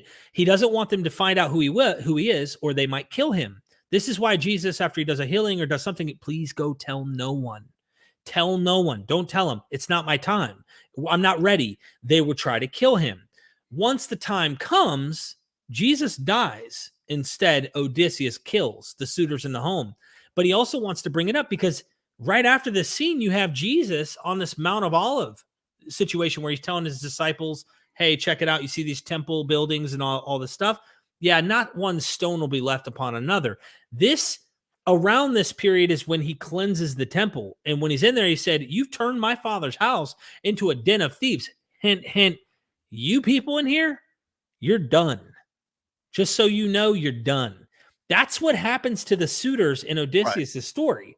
They all get finished in the end because they had turned Odysseus' house really into, they were pretty much eating all and drinking all something else McDonald didn't mention that it's really, it might be interesting in the sense of Christians looking back at Odysseus, because there's a legend of the birth of Pan, and the birth of Pan is that all the suitors all had intercourse with Penelope while Odysseus was gone, and she gave birth to Pan. Is that part of it? So really, so the Christians might be looking back as like, she was evil and she gave birth to this wicked Pan. They remember. I'm just saying, like, I'm thinking, like, if I was a Christian, how would I see that verse? It's funny in the same sense, they're looking at the temple Sadducees and saying that they're like people who give birth to demons. I was thinking about our trip when we were up there in the Galilee, and you and me went to the region where the Temple of Pan was. I almost want to find that and play that because it was such a heck of a moment. But in that moment, that's where Jesus says, who do men say that I am? Like, some say you're John the Baptist, or some say you're Elijah. Some say this, they're all making guesses. Yeah. I wonder if there is like a floating understanding among people who are in the world at that time, something to do with this. I don't know. But the Temple of Pan's right there where the temple built by Herod the Great for Augustus was. Yeah. And this is at Caesarea Philippi. Yeah, and it's not that it's around that time when people start looking at Pan as like a demonic figure. Interesting. There's so much here, man. I got some super chats. So let's hit some of these supers Yeah. and then continue, because like there's the imitation to me, I'll put it simple. If we did an airplane view without getting lost into the exact details, because if you get lost into the exact details, like if you're absolutely trying to look at a specific pericope and go, oh, well, hold on, that's not exactly what we see over here in Odysseus. This is not exactly what we see over here. Missing out on how canonical Homer was, as Dennis said, they had like 600 manuscripts that have survived from this period, the time around the Gospels are written. We only have, I think it's 4 or 5 Septuagints that have survived. So you have 4 or 5 Septuagints that we have that survive in some way, shape, or form. We have 600 of Homer. Which one had a bigger impact on Greek written literature? Obviously, Homer. That doesn't mean the Septuagint was not important. We know that the Gospels are referencing them because they say it is written. But as Rick Miller has pointed out, and I'm sure Dennis probably would echo this, you don't have to tell a Jew, hey, check this out. This is how we do our customs. Or, hey, it is written over here. You don't find that in Jewish literature that's literally only aimed at Jewish people. They already know this. However, you might find someone say, it is written, in case you didn't know this, because you probably don't know, it is written, and here I'm going to quote. So it's kind of funny. It's like you wouldn't tell me I'm an insider unless I don't know where scripture is. So he kind of wonders, is it saying it is written so that the reader understands, oh, this is Jewish scripture. That's why we have to tell you it is written, because they wouldn't know it if it was. And that's an interesting perspective to think about it as. I never really thought of it that way. Interesting. Yeah. Interesting. Dual Car9's in the house, which means Alexander the Great is here. The human fingerprints are all over Christianity, and the claim of exclusivity is absurd when one is familiar with history of other cultures, religions. That means two-horned one in Arabic. Dual Car9. Yep. One. The human fingerprints are all over Christianity. Yeah, I agree. I love it. Good point. I mean, the claim of exclusivity is absurd. I mean, it is. I mean, because, well, first of all, we're talking about a text that's Greek. Like, if you wanted to write a text and you wanted to be so exclusive, why not write it in the tongue that it's in that region and no one else can read it but you? Like, no, you're right. This is a story for everyone. It's to the Greek world. For the known world. Yeah. And if you're trying to connect with the world, you're gonna do things that connect, which is appeal to what they like. And by the way, I have to practical, say, man. I'm surprised I forgot to say this yet. The Old Testament's doing this too. The Tanakh, the Torah, you can find, like, for example, when you look at like Deuteronomy and Leviticus, the way they sacrifice for their festivals, the way they do sin offerings, when they the cutting the killing of the bull and sprinkling the blood 7 times, you can find that all in pagan rites too. What we call pagan rites. This is a good, powerful point. Yeah, it's all the same shit. What Neil's saying, and to broaden what he's saying, you'll notice that the Hebrew author will use things that are already commonly understood in the larger empires. So they don't have maybe the same language as these larger empires, but when you get into Aramaic, yeah, you're talking about a much larger audience. But even then, the polemics, look at Genesis. Genesis could have been its own writing of its own unique Genesis eye for creation. An eye and tooth for a tooth. That's Hammurabi's law. Well, that one, let's just put it this way. Let's pretend that one's kind of a universal thing that's common, all right? Let's just pretend it's not just... Right. I'm just saying there's some practices that scholars have pointed out that only Assyrian laws have, or Assyrian governmental practices that we find in the Bible, or Babylonian, or something like Mesopotamia with the creation myth. I mean, the list goes on, but this is exactly the point. Thank you, Dual Car9. Dual Car9 again, Christianity, a graffiti artist that spray paints their name on everything. Before them, Judaism, Plato, Aristotle, many facets of Hellenistic I don't know. Religion, but yes. Religion philosophy. Okay, got it. Yeah, this is everyone has done this, and everyone did this. Everyone does It's this. just the way it is. Even when they're trying to write something that's polemical against other ideas. And I want to bring up the Quran because we see Arabic here with Dul Quran. Might as well. I mean, look, the Quran is trying to react to people who think Jesus is God and the Trinity is true. Yeah. It is absolutely reacting to this because they want to say it's not true. You know, You know, and you mentioned earlier, the Maccabees rejecting all the Hellenism. You find that anywhere. You'll find in Rome in the 2nd, 3rd century BCE. If you read like Cato the censor, he's like, I hate Greek stuff. I don't want to be Hellenized. We got to stick to our Roman Etruscan roots. Like right. This idea of like rejecting outside influence is not just in Judaism or just in it's right. Anywhere you go, you're gonna get that. It's just like, and then look at the results of what did Cato really did Cato stop Hellenism in Rome? No, absolutely not, man. That's just like part of the world that we're in. People reject it, people accept it. You get a little bit of both. And dude, like we said earlier in the show, when you pointed out Acts 17, you can go to Paul's own letters and see this, but they're obviously not rejecting. There's not a refusal to embrace the Greek Hellenistic ideas and their philosophy.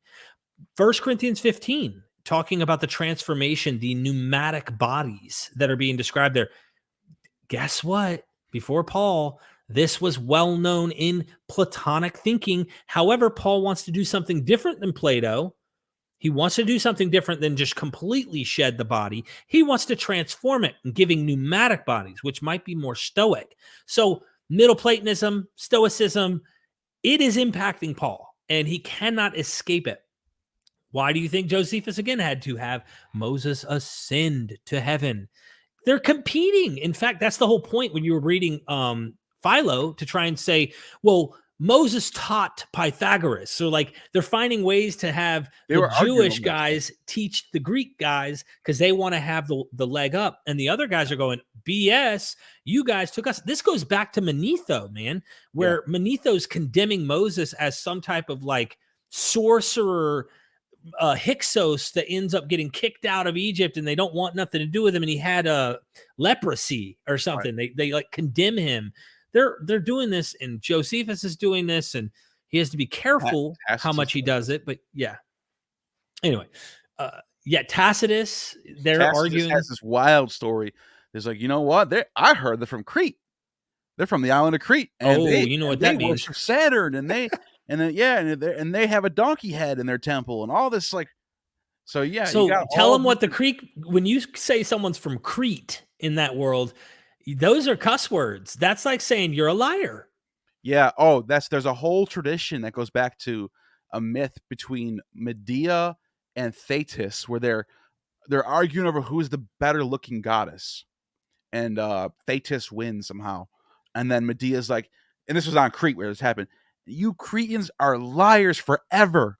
And then Epimenides rolls along, 6th century BCE, draws off that myth, and he quotes it and says, Cretans are liars, lazy, blah, blah, blah. 300 years after that, Callimachus in Alexandria, Egypt, he passes this tradition on. So this tradition is already long-standing for hundreds of years. Paul in the Epistle of Titus, or whether he wrote it or not. Yeah, whoever wrote that is drawing from that as well, quotes it verbatim.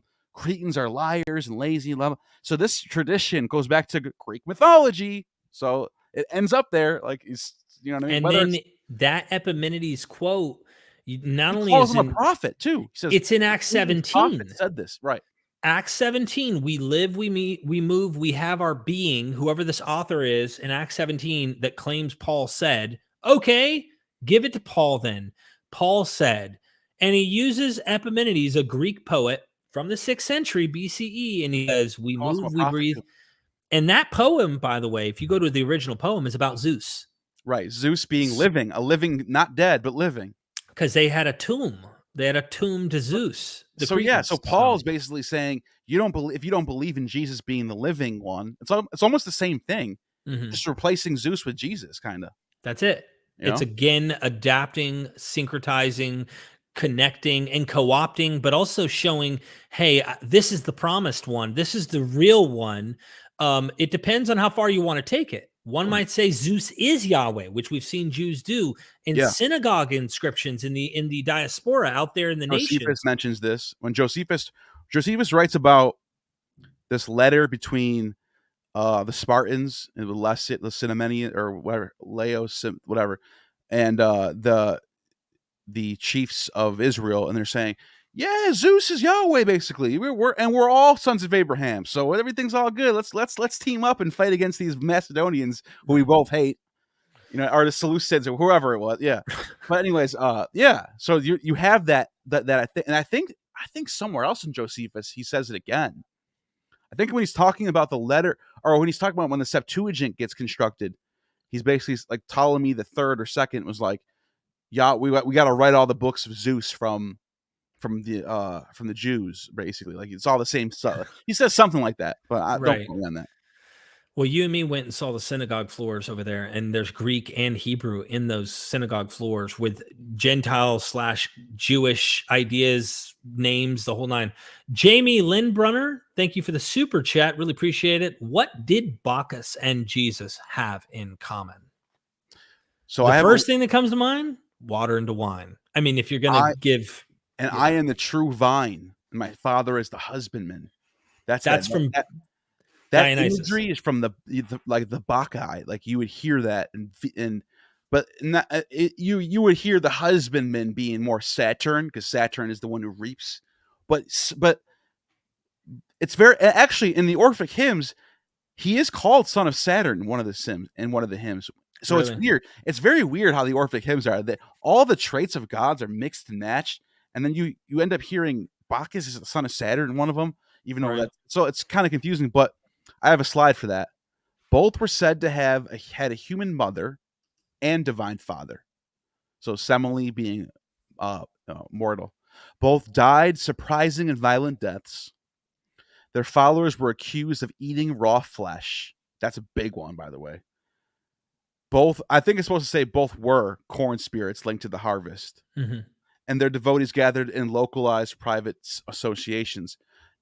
But the thing I think that should have been on that list as well is the idea that both Bacchus and Jesus, when they show up in the world, there's one thing and one thing only that they want, that you devote to them.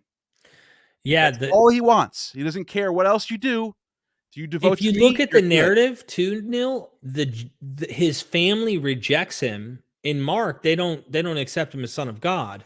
If you notice that characteristic, and I don't know if that parallel's intentional or not, but the family doesn't seem to recognize him as a son of God, whereas Dionysus' whole problem was that it was his uncle. Who was it? What was the name of the Pentheus, who did not recognize him as son of God. Once he did realize it, it was too late. There was no mercy. Whereas with Paul, when that recognition happens, because the bright light, the same way Pentheus has a blinding bright light while he's up in the tree, the Maenads are in this trance.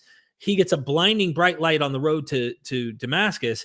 And instead of killing Paul, who deserved death, like Pentheus, he shows Paul mercy instead. And so Jesus is better than Dionysus. Another interesting thing, I like what you kind of painted there, is that they both come back in some way. Now, it's not identical. I think the Titans chew and rip his flesh, which is where they get the practice of eating his flesh and drinking his blood when it comes to the grape, which is Dionysus. You hear this in Jesus. I mean, this is almost verbatim what's happening here. But the Titans chew him, eat him, and then somehow he comes back. Not sure exactly how that was. I think he was drank through some type of drink, but he's reborn. And that's another thing, is that Kykeon was similar to a Eucharist because it was Demeter, and you were eating Demeter and drinking Bacchus. And once you consume that meal, the gods were inside you. They would possess. They literally would possess you and save you. And then the word on the street was, if you took part in these rites, you were saved from death. You no longer had fear of death. You were saved. So We this is a see that. salvation from the Eucharist, basically. Zalmoxis, did you have anything to say about this weirdo named Zalmoxis? Does this have anything to do with Dionysus Do in you your know that? estimation? Do you? So this blew my mind right now. I knew you were going to do this. Zelmoxis. The word Zelmoxis is actually cognate with the word the Thracian word for Zemele, Zelmoxis, Zemele, like earthborn, which were Semele is also the same word basically. So Zelmoxis and Semele's son is basically what it means. Like, and so the Zelmoxis is like this very Bacchic Thracian thing that's happening in a different part of the Thrace. And it's he's connected to this other god Sabazios. And if you look up Sabazios, he's in the Orphic hymns too. And he literally is Dionysus. Like there's no Dude, they are the same god. bro, And they throw people up. I wanted to pull up the source because I love reading Herodotus on this. yeah. And I want to thank you, Neil. You mailed me that book. Oh If yeah, you the did not Herodotus. mail me that book, I don't know how long it would have been before I got the There's so much histories in by. Herodotus that you have to Oh know my, Herodotus. he's amazing. Because it's the first real history book that shows up on the Father scene. of history, yeah. Yeah. Well, I love that part where they throw the people up, the men, to try and land on spears. And if they don't sufficiently die or whatever, then something's not right with them. Then they're not ready to go. They get the next person who's worthy, as if dying is a good thing. Sounds almost like martyrology, where it's like dying is the good thing. If you die, you're worthy, you're noble. They die, and then he has a supper with them where he tells them that they will live forever. Right. Like promises them this. He's in a cave for like 3 years or something like that. It was like 3 years. 3 years, and the fourth year he goes into an underground chamber when they mourn for him for 3 years, and then on the fourth year he comes back up again. What else do they say about it? There's a lot in there that they say about him, and if you look at it, he's basically connected to Sabazios. Basically, there's another Thracian deity. Now, while you're looking at, I don't even know. I have something to say about Attis real quick. Yep. So both Attis and Jesus live in devotion to a singular goddess, or god or goddess, God the Father, or in the case of Attis, it's the Mother. Both are betrayed, creating new religious rites. Jesus and Attis experience a violent death, and they resurrect as well. Both experience kind of life in and through death. Their suffering and devotion to a god sets an example. But that's the thing that I think and I was talking about Attis earlier with this Ehrman character, right? This god from the Lebanon, but right down the street in Syria, you have these rites practiced every year in springtime, and it's this March Madness, I guess you call it, and it's the Day of Blood, followed by March 5th, 25th. You would have a Day of Blood, and then 3 days later, you'd have this Day of Washing. And this is all connected to like Attis and his death and rebirth and initiation and being initiated into this universal cult that salvation is with. Like, and it's there's a lot going on there. There's a lot of death, man. I'm not trying to be zeitgeisty and trying to. No. What I'm saying is, this was a world where all these ideas are floating around, and they're very common. They have a lot of commonalities together. Human sacrifice and martyrdom and all of that. I think this is a common theme you're going to find among various. You're not saying they're identical. You're not trying to do that. Not at all. But there may be influence. Obviously, there may be. And that's what's interesting. I think Richard Miller says where the gospel sprung up. There's some people who want to argue Mark's from Rome, or this place is from this person wrote from this place. We don't know for sure. We really just don't know. And what they're doing, I'd rather have him talk. I'll butcher it if I end up trying to express. But we did the videos. They're on my Patreon. I've got 4 left to show or edit. I mean, yeah, and that's another thing. So Zalmoxis is one of the names, but the other name he gets is Gebelizis, which is Kybali's Isis. So in one sense, it's Semele, and the other sense, it's Kybali. But you can see how it's so much connected to this Thracian religion, this Bacchic, Kybalian religion. It's just like what you're seeing different sects of this sort of similar idea. You know what I mean? Does that make sense? Yeah, no, I get it. And like, look, It's they said that he gets killed by being speared if he dies pierced. Like right. divinity. There's all this crazy stuff happening in It's this so text. weird, man. Yeah. It is weird. I have to admit. Humanist Reformation. It's interesting that the ancients reformed their religions at the end of the age, and as we get close to the end of our age, we seem to be doing the same thing. Is there something to the Earth wobble? I used to think this when I was into the whole idea of like the precession of the equinoxes and like having kind of a new agey feel about, well, each time we get, through a certain period on Earth. And is there something to the Earth? Eratosthenes writes about this stuff in his stuff, but it's basically a universal clock. It's basically just the map of the heavens. It's not like, Right. and yeah, it's possible that when they're writing these myths, they're drawing from some of this stuff too. Right. It's hard to put your finger on when it's happening because these are very vague concepts. I think And what humanist reformation is trying to do, though, Neil, is suggest like the question goes a little further than that. Like, yes, we observe the stars. We're observing it as a clock. We see this, but it's almost like reverse that role. Instead of us just observing and that's it, and we're documenting it. It's almost like, when was I born? Yesterday, I did my birthday video. People were over and over and over brought up, oh, you're a Gemini, you're Gemini, you're Gemini, like as if born on a certain day at a certain time in history then sets a destiny and a personality for you. So therefore, if you're like, it's almost like the time in which you're born or live and exist is you can't help, but that's the flow of nature and culture. And it's caused by the time in which existence is and all of that. Like there's some overarching sovereign fate that comes with the destiny of the universe. I'm sure the Greeks thought this.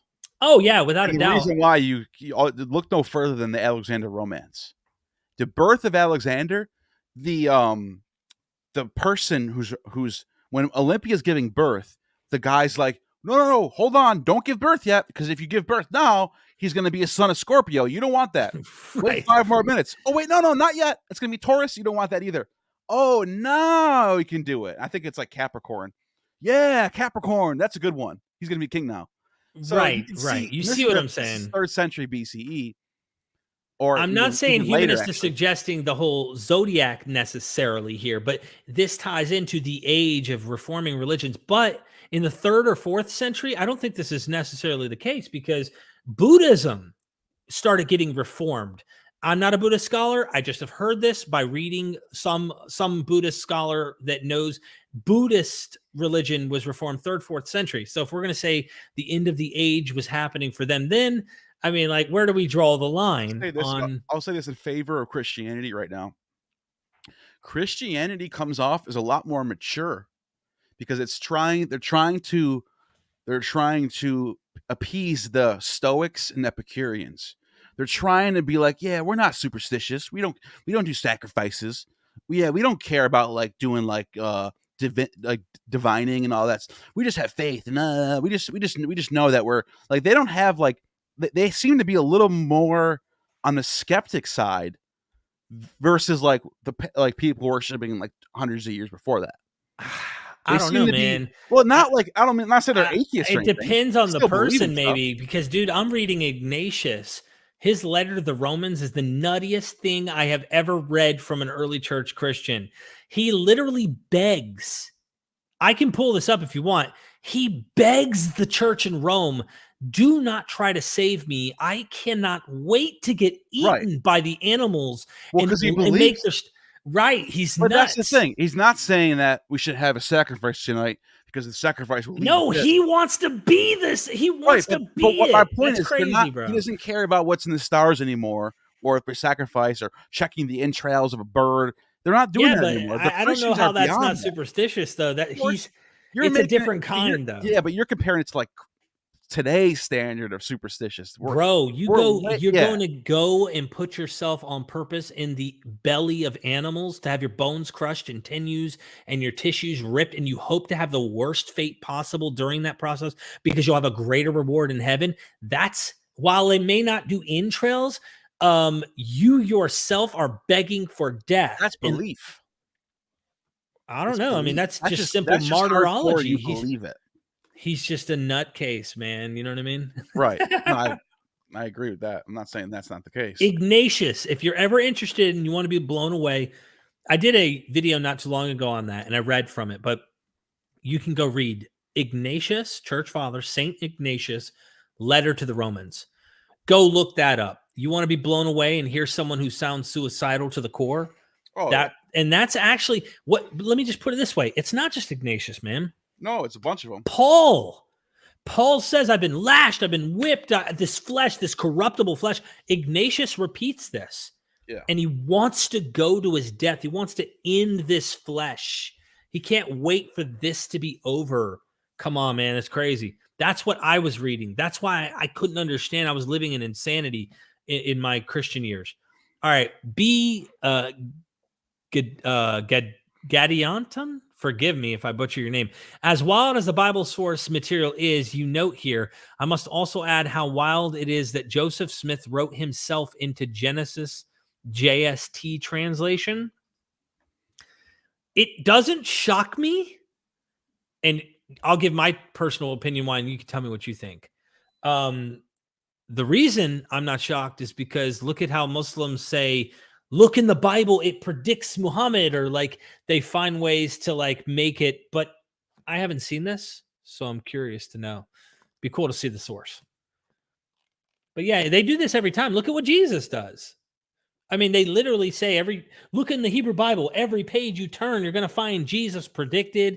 He's found there. It's prophesied. The same thing with Muhammad. Not nearly as bad, obviously, but it's there. The name of Dennis's book, Synopses of Epic Tragedy and the Gospels. Synopses of Epic Tragedy and the Gospels. All right, continuing to the Super Chats. Neil, we got a lot of super chats here, man. And you and me, we just have too much fun. This is just what I'm ready for it. If you do not know Neil, if you have not subscribed to his channel, if you have not joined his Patreon, I highly recommend it. You're supporting somebody who's diehard, obsessed, crazy about the Greek world. He'll call me and go, dude, listen. You got a minute? And I'm like editing a video. I'm like, I got a minute, Neil. I got a minute. And he'll be like, look, check this out. You're going to be blown away. And then I'll just sit there, and then we rabbit trail into this deep, deep hole. And I'm going, oh my gosh. It's because on the videos I'm working on, I'll find some shit and be like, whoa, this has got to go into the video. It's got to go in the video. And I'll and now sometimes I like to bounce it off you just to be, because sometimes you might be like, oh wait, no. You know me. Dr. So-and-so show, he's already addressed this. Nope, get rid of it. And I'll be like, oh shit. All right. Yeah, but sometimes I add to it. I'm testing stuff out. I'm like in a lab out here testing all these hypotheses out. Well, your recent video, the Dionysian stuff in the Hebrew Bible, back in the day in the Journal of Higher Criticism, me and Bob went together on one, and he wrote something on Joseph, Jesus. It was Osiris, Joseph, Jesus, and then Josephus. But we didn't add Dionysus, and we probably could have, because I found that wild, clear connection with Joseph going into the jail cell. Again, we know Dionysus also was imprisoned, and he escapes prison. The dreams that he interprets are very Bacchic.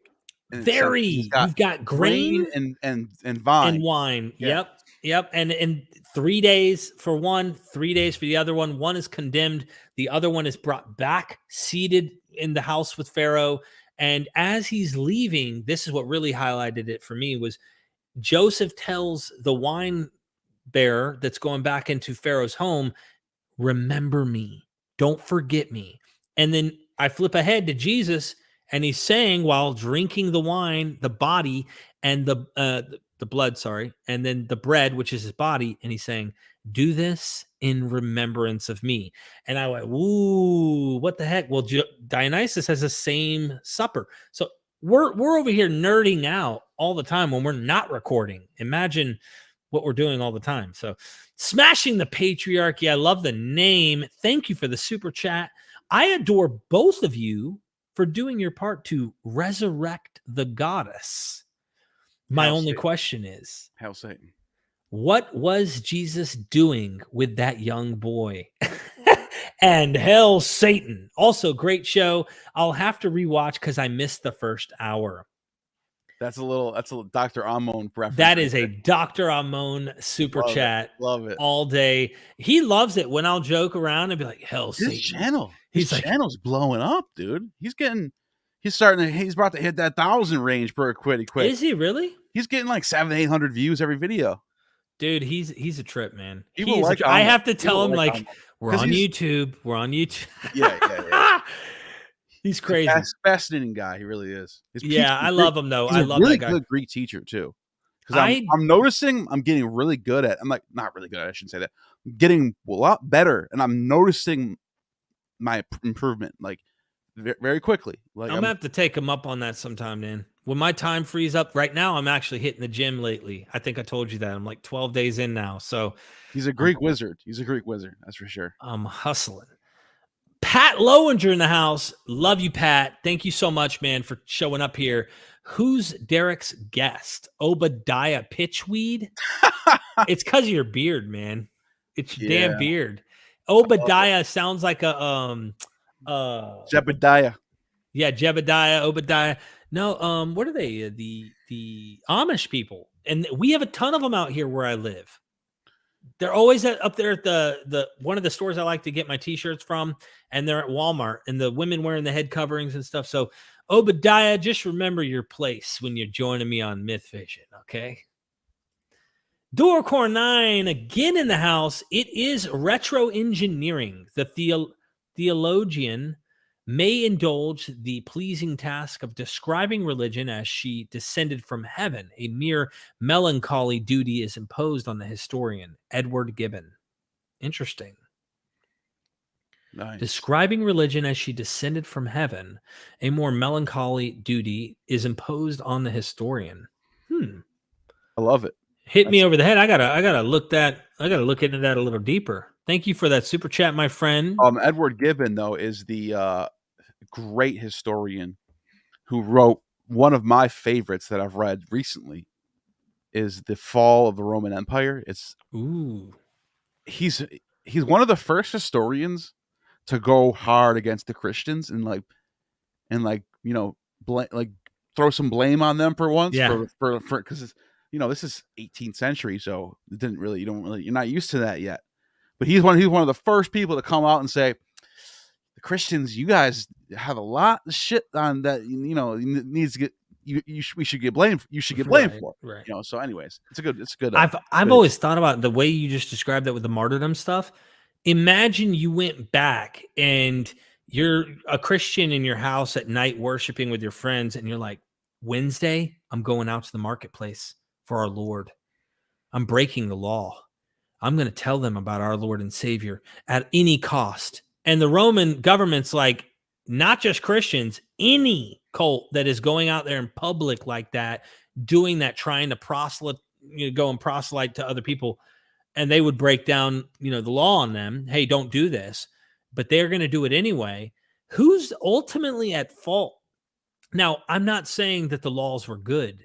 We wouldn't kill someone for going out. It's kind of an eye for an eye in today's society. In fact, murder today, you get away with less. I mean, you suck because you're locked up, but after 20 years, you could serve a shorter sentence and get out for murder. I mean, it's not the same, but they're breaking known laws that they know they're going to die for, and then they're seen as heroes.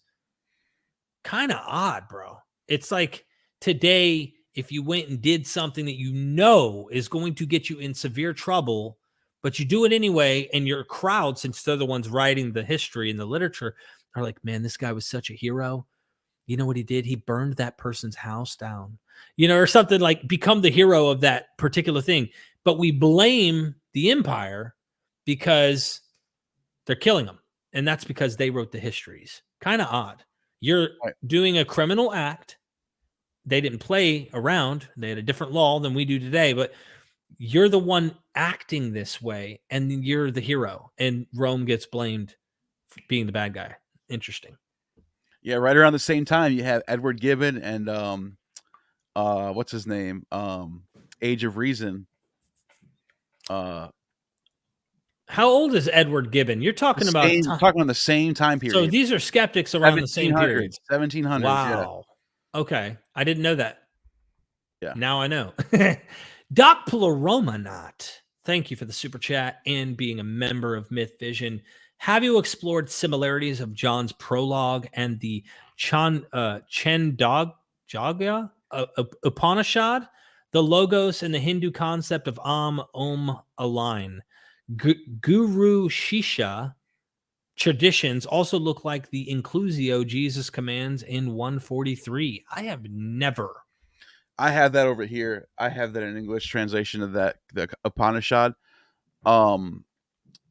Yeah, they got the meditation stuff in there, but the one that I like is the one before that. That's called the Kena or Isha Upanishad. I forget which one it is, but in that one you have a descent myth of like going down into Hades and returning back up, and it's kind of reminds you of all the other ones that are related to that. You know what I mean? But Absolutely. that's all Vedic. It's all way. That's all way east. You know what I mean? That's all Indian. That doesn't mean that it didn't possibly have No, and that's influence. another thing is I was just talking to a couple people about this recently. Pat was just talking about me about this. Is that we have Buddhist statues in Egypt that are being uncovered and dug up by archaeologists.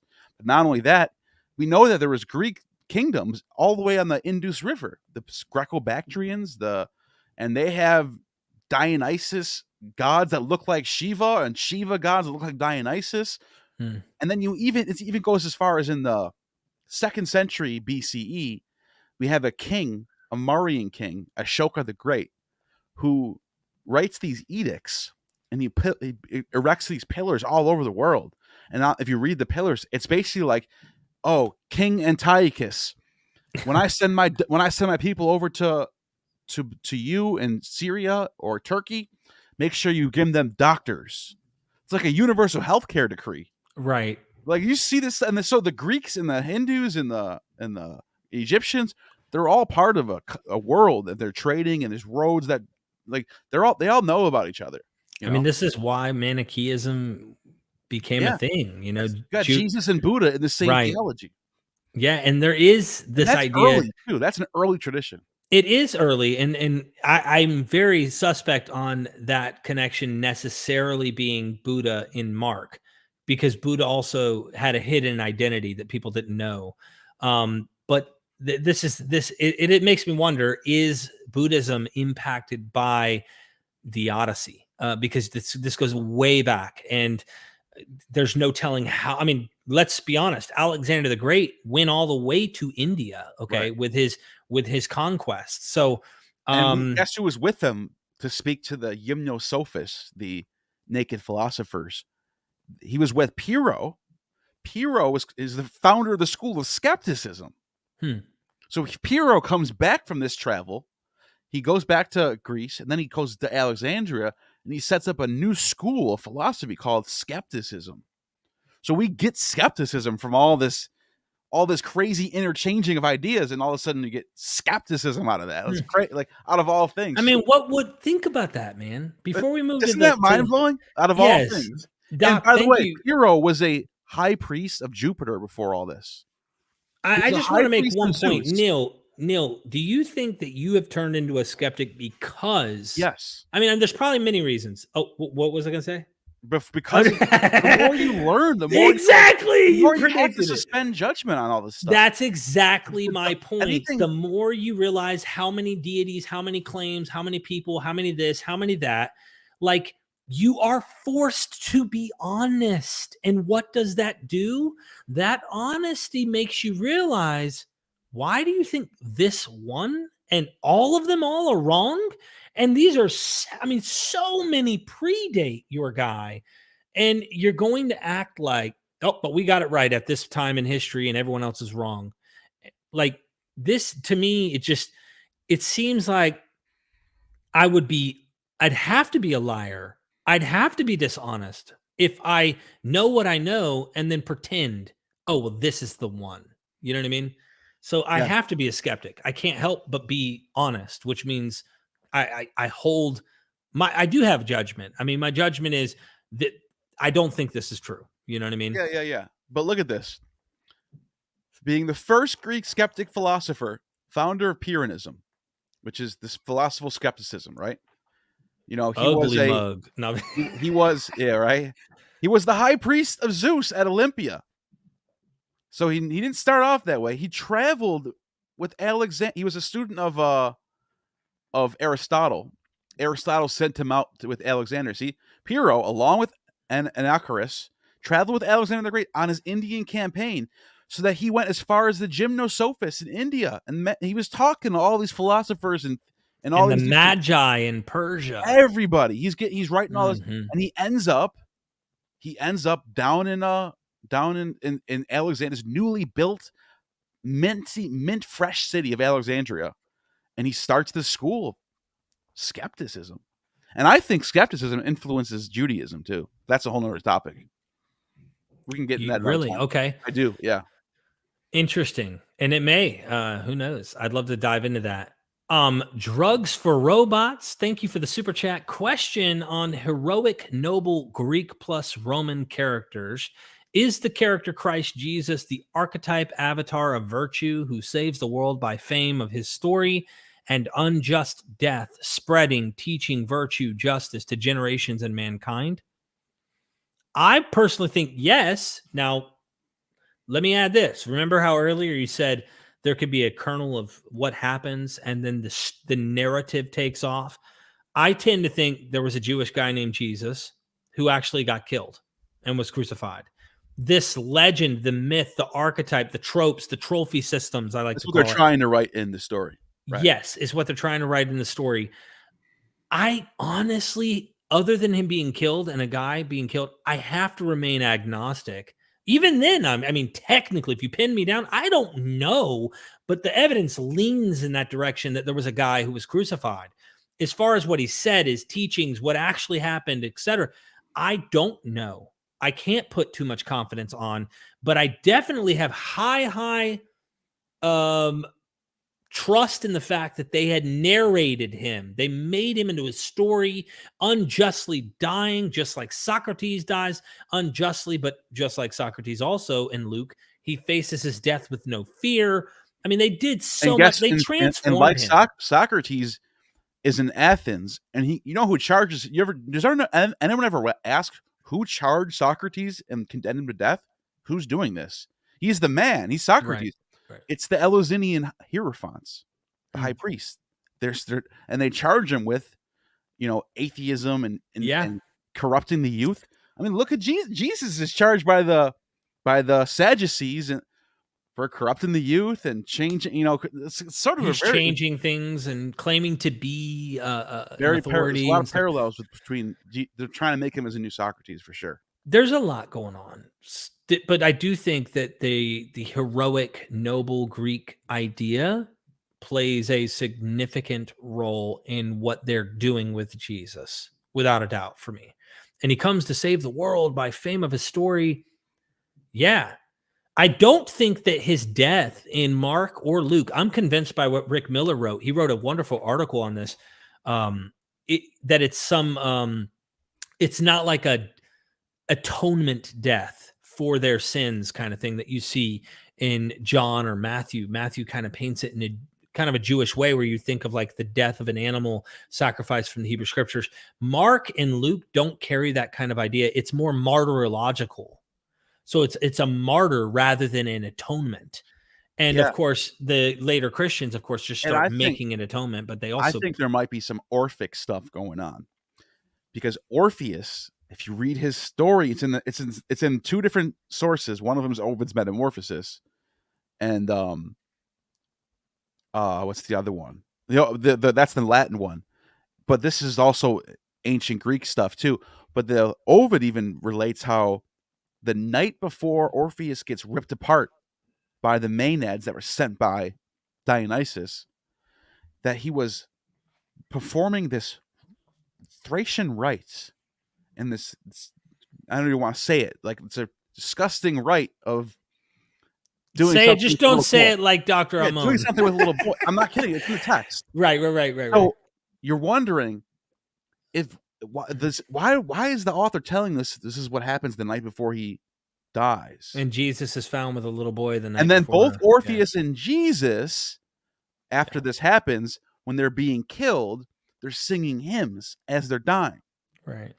And like the last thing to top this off is Orpheus or Clement of Alexandria says that Jesus is the new Orpheus singing the song of salvation. So he might have saw that too. Huh. Interesting. Yeah, the little boy That's comes all. up a lot.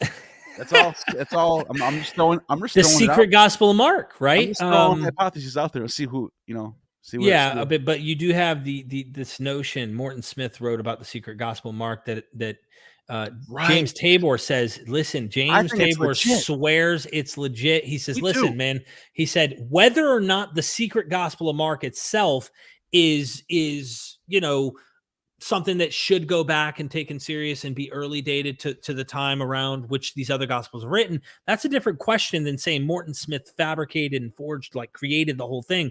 He says, this James Tabor now, he says, he did not make that up.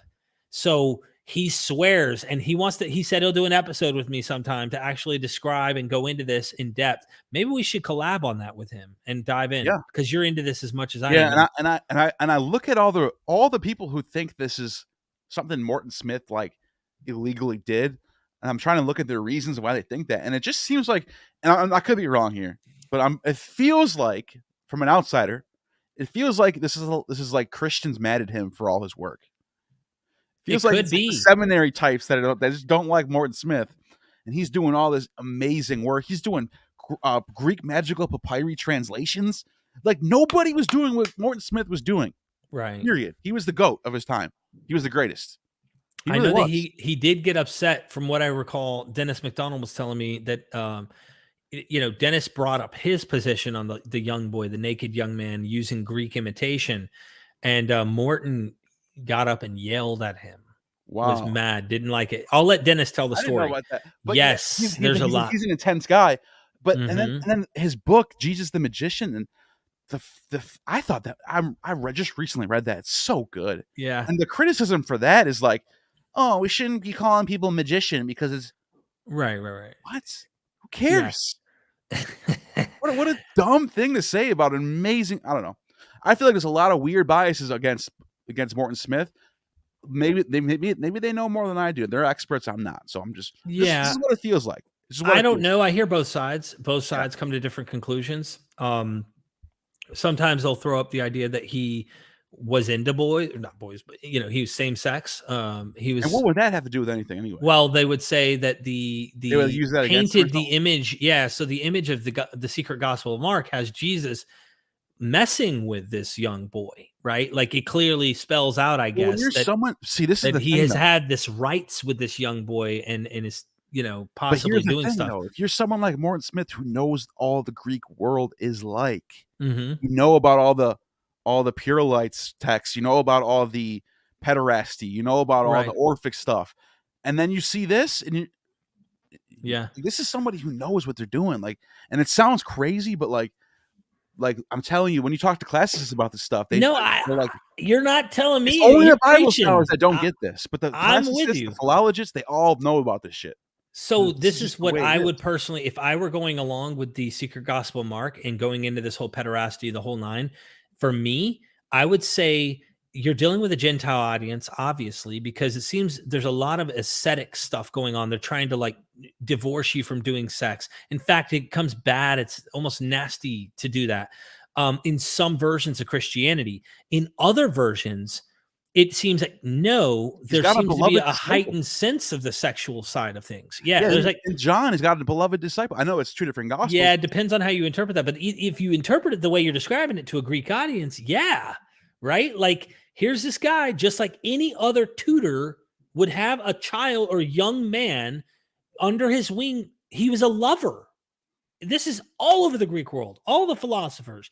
Jesus gets painted as a philosopher in many ways. So it's taboo for those who want to make sure that this is inerrant and infallible. But in a historical search, it's interesting to see how a narrator or an author might paint Jesus a certain way.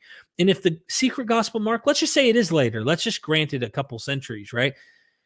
I could see this being something that would flourish among Greeks, amongst people in the Roman world who saw their other figures and went, hey, we got another one right here, and this one's better.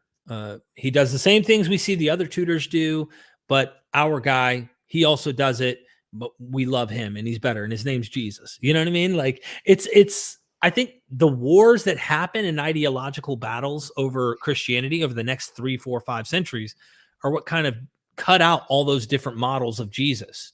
Yeah. Then we finally have one stamp of approval, and this is the creed we all follow, you know. I don't know. I don't know what the truth is, though, Neil. Everything you're saying is fair. I think it's well said. Yeah, man. Gray's 174. Would you be upset if Jesus rose from the dead? Upset? Gray's. I'd be whoa. I would be. Let's just pretend that we really dive, right? We go and it's like, boom, here it is, and they say, dude, listen, he really did rise from the dead. Like, I don't know what that would mean, right? I'd just be like, I would say this. Why did you trick us? Yeah, no, I would say whatever this universe reality is that you made, you guys are weirdos. Why did you trick us, Jesus? You guys are some weirdos. Bring me to hell now. You're not. Well, I'd probably look over to his father and be like, dude, you tricked us, or you let Satan trick us for this, you know, if that were the case. Yeah, you made it seem like it doesn't make sense at all. But then imagine this, though. Imagine this scenario. He comes back from the dead. You're still alive, so you have time to repent. Do you do it? Right. I probably would. I'm just being honest. I probably would be like, if he what now? Say that again. So now he shows up in your face. Now you know it's real. I'd be like, damn, did I get back on drugs? Hold on. Well, no, I'm just saying. Let's just play this tape out. Forget about the drugs. Go ahead. Let's just say, for the sake of argument, it's established this is real. He's back. Right. Everyone agrees. There's no drugs. There's no wondering. Everyone knows it. He's given everybody in the world a chance to repent. Right.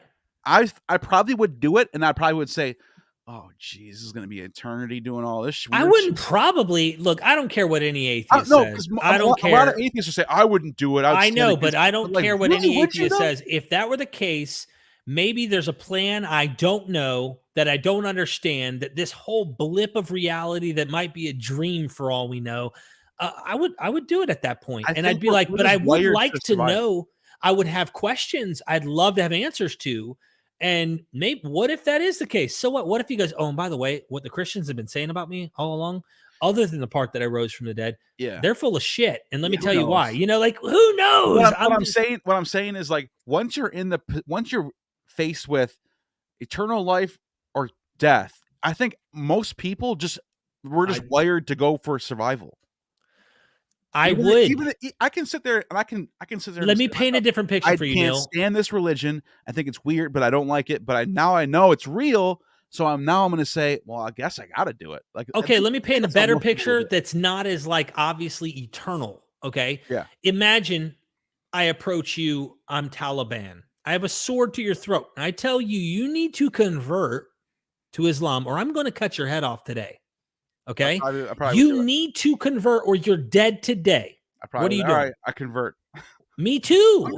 I'm trying to be honest here. I know that doesn't mean it's true. Some people would say I would stand up for it. I would die right there. Yeah, okay. So I'm not an idiot personally. I consider that dumb. I'm gonna go ahead and convert. And the same happened to Sabotage Zevi, by the way. He converted because he was gonna die. They were gonna kill him. He thought he was gonna convert them to Judaism. No, it turned out the other way around, because he was going to be killed. I would do it. Now, if we knew this, okay, we choose to spend forever in suffering, imagine suffering, or eternal life of not suffering and bliss and whatever the hell that means. I'm not dumb. I'm going to choose what the better option is in that situation. I'd also be kind of like, how the hell did I miss this? Because I thought I studied this quite well and realized all of these examples of other claims of figures, right? Now, this is playing a completely hypothetical game here. But what if you die and it's Asclepius? Okay. What if you die and it's Eschmon? What if you die and Zeus was really the father? You just go with the punches. Like, it's the same thing as what you're doing right now. Right. What if you're on Earth and there is oxygen and water and blood and you have to eat to survive? You just do it. It doesn't matter if you like it or not. We're just wired to just do the next thing to survive. Like, that's just how we are. So I love this question, by the way. It's It just, interesting. it brings up a fun hypothetical, right? Because Yeah. then the Christian goes, but what if you die and there's nothing? Well, oh, wow, it's too And it's late. nothing. Then you roll with Bro, that. if you, What are you gonna do then? Nothing. I guess the question to reverse in another way, Neil, to get into the nitty gritty, if you died and it really was him, we didn't get a second chance, and that's it, and you're spending all your life in eternity, do you think that God deserves? I mean, you got to accept the fate, right? It is what it is. Do you honestly think this God, if it does that, deserves your? If remember now, I'm If you saying think, he and doesn't that's mention a second chance here. Grace doesn't right. mention a second chance. You end up dying, and then Jesus is really the one, right? And then you go to this hell forever. Is this God really worthy Right. of your kind of worship? And then what about this last hypothetical real quick?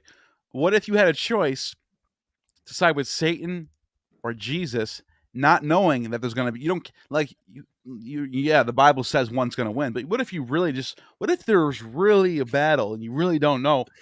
Then which one you pick? I'd go to Satan. So let's strip the whole eternal afterlife nonsense that people add to this, right? Let's get rid of that for a second here. There's Look really at the character that is fighting against this tyrannical kind of figure, right? Someone who is seemingly the way that we've kind of painted him, trying to give you the truth in right right. out the gate. Trying to If give you you the eat, you're knowledge going to to, become like God. right. This is the truth That's teller what I'm trying to that we're talking say. about. Right. I see what you're saying. That's why the Gnostics also kind of go down this path They of do. seeing. Yeah. It's interesting. It's an interesting thing. And now you have people today who are Satanists. They Right. do it in opposition, Right. mostly political, ethical, social reasons to kind of Aaron Ra. Look at Aaron Ra. He doesn't believe there's actually a Satan, Right. but he's a Satanist and he stands for the whole idea of opposing this, tyrannical system of the tyrannical deity in which Christians propagate against everybody else and want everyone to submit and come into, or else all eternal conscious torment, et cetera, et cetera. Yeah. Great question. Heck of a mind game to play. It's hypothetical. It's fun. Do you mind if I do take a Yeah. leak real quick? I'll be right back. I do mind. No, I'm just kidding. I don't give I'll a be right shit. back. All right. Breezy in the heezy. Thank you for the sheezy. I appreciate that. Seriously. Thank you so much for that. Lady Babylon's in the house. We've got the satanic panic about to happen in this Joker. Seriously, though, thank you for being here, Dr. Amon. I appreciate it. He's got to be having fun with this. James Tabor, thank you for plugging James for me. I got to get James on. We got to talk about the Secret Gospel of Mark and what happened with Morton Smith. I'm just scrolling down here trying to see what the chat. Did y'all have fun with that hypothetical? I don't know. Oh, we got another super chat. Gettysburg demoniac. I might have to wait for Neil for this one. You both are providing unparalleled biblical information on YouTube. I watch every single episode on both channels. Y'all are my heroes. Very grateful. I got to tell this to Neil when he gets back. I'll let him read it. So I'm going to keep you up. I'm going to scroll down and just check out everybody and keep going. Keep going. How much chat did I get behind on? Oh no, we're not too far off here. Satan thinks Aaron Ra is a dork. I'm totally on Satan's side. Smashing the patriarchy said.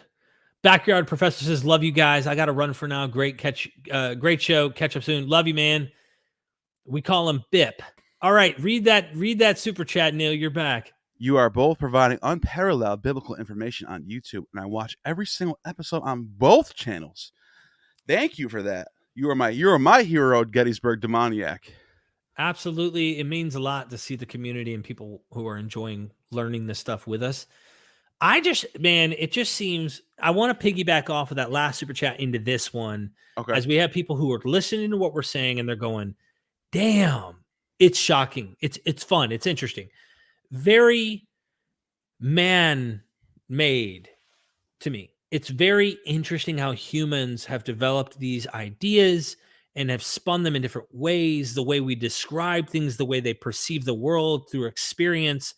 I just find that quite interesting, and it takes it to a human level instead of imagining this is really what's going to happen to you. I mean,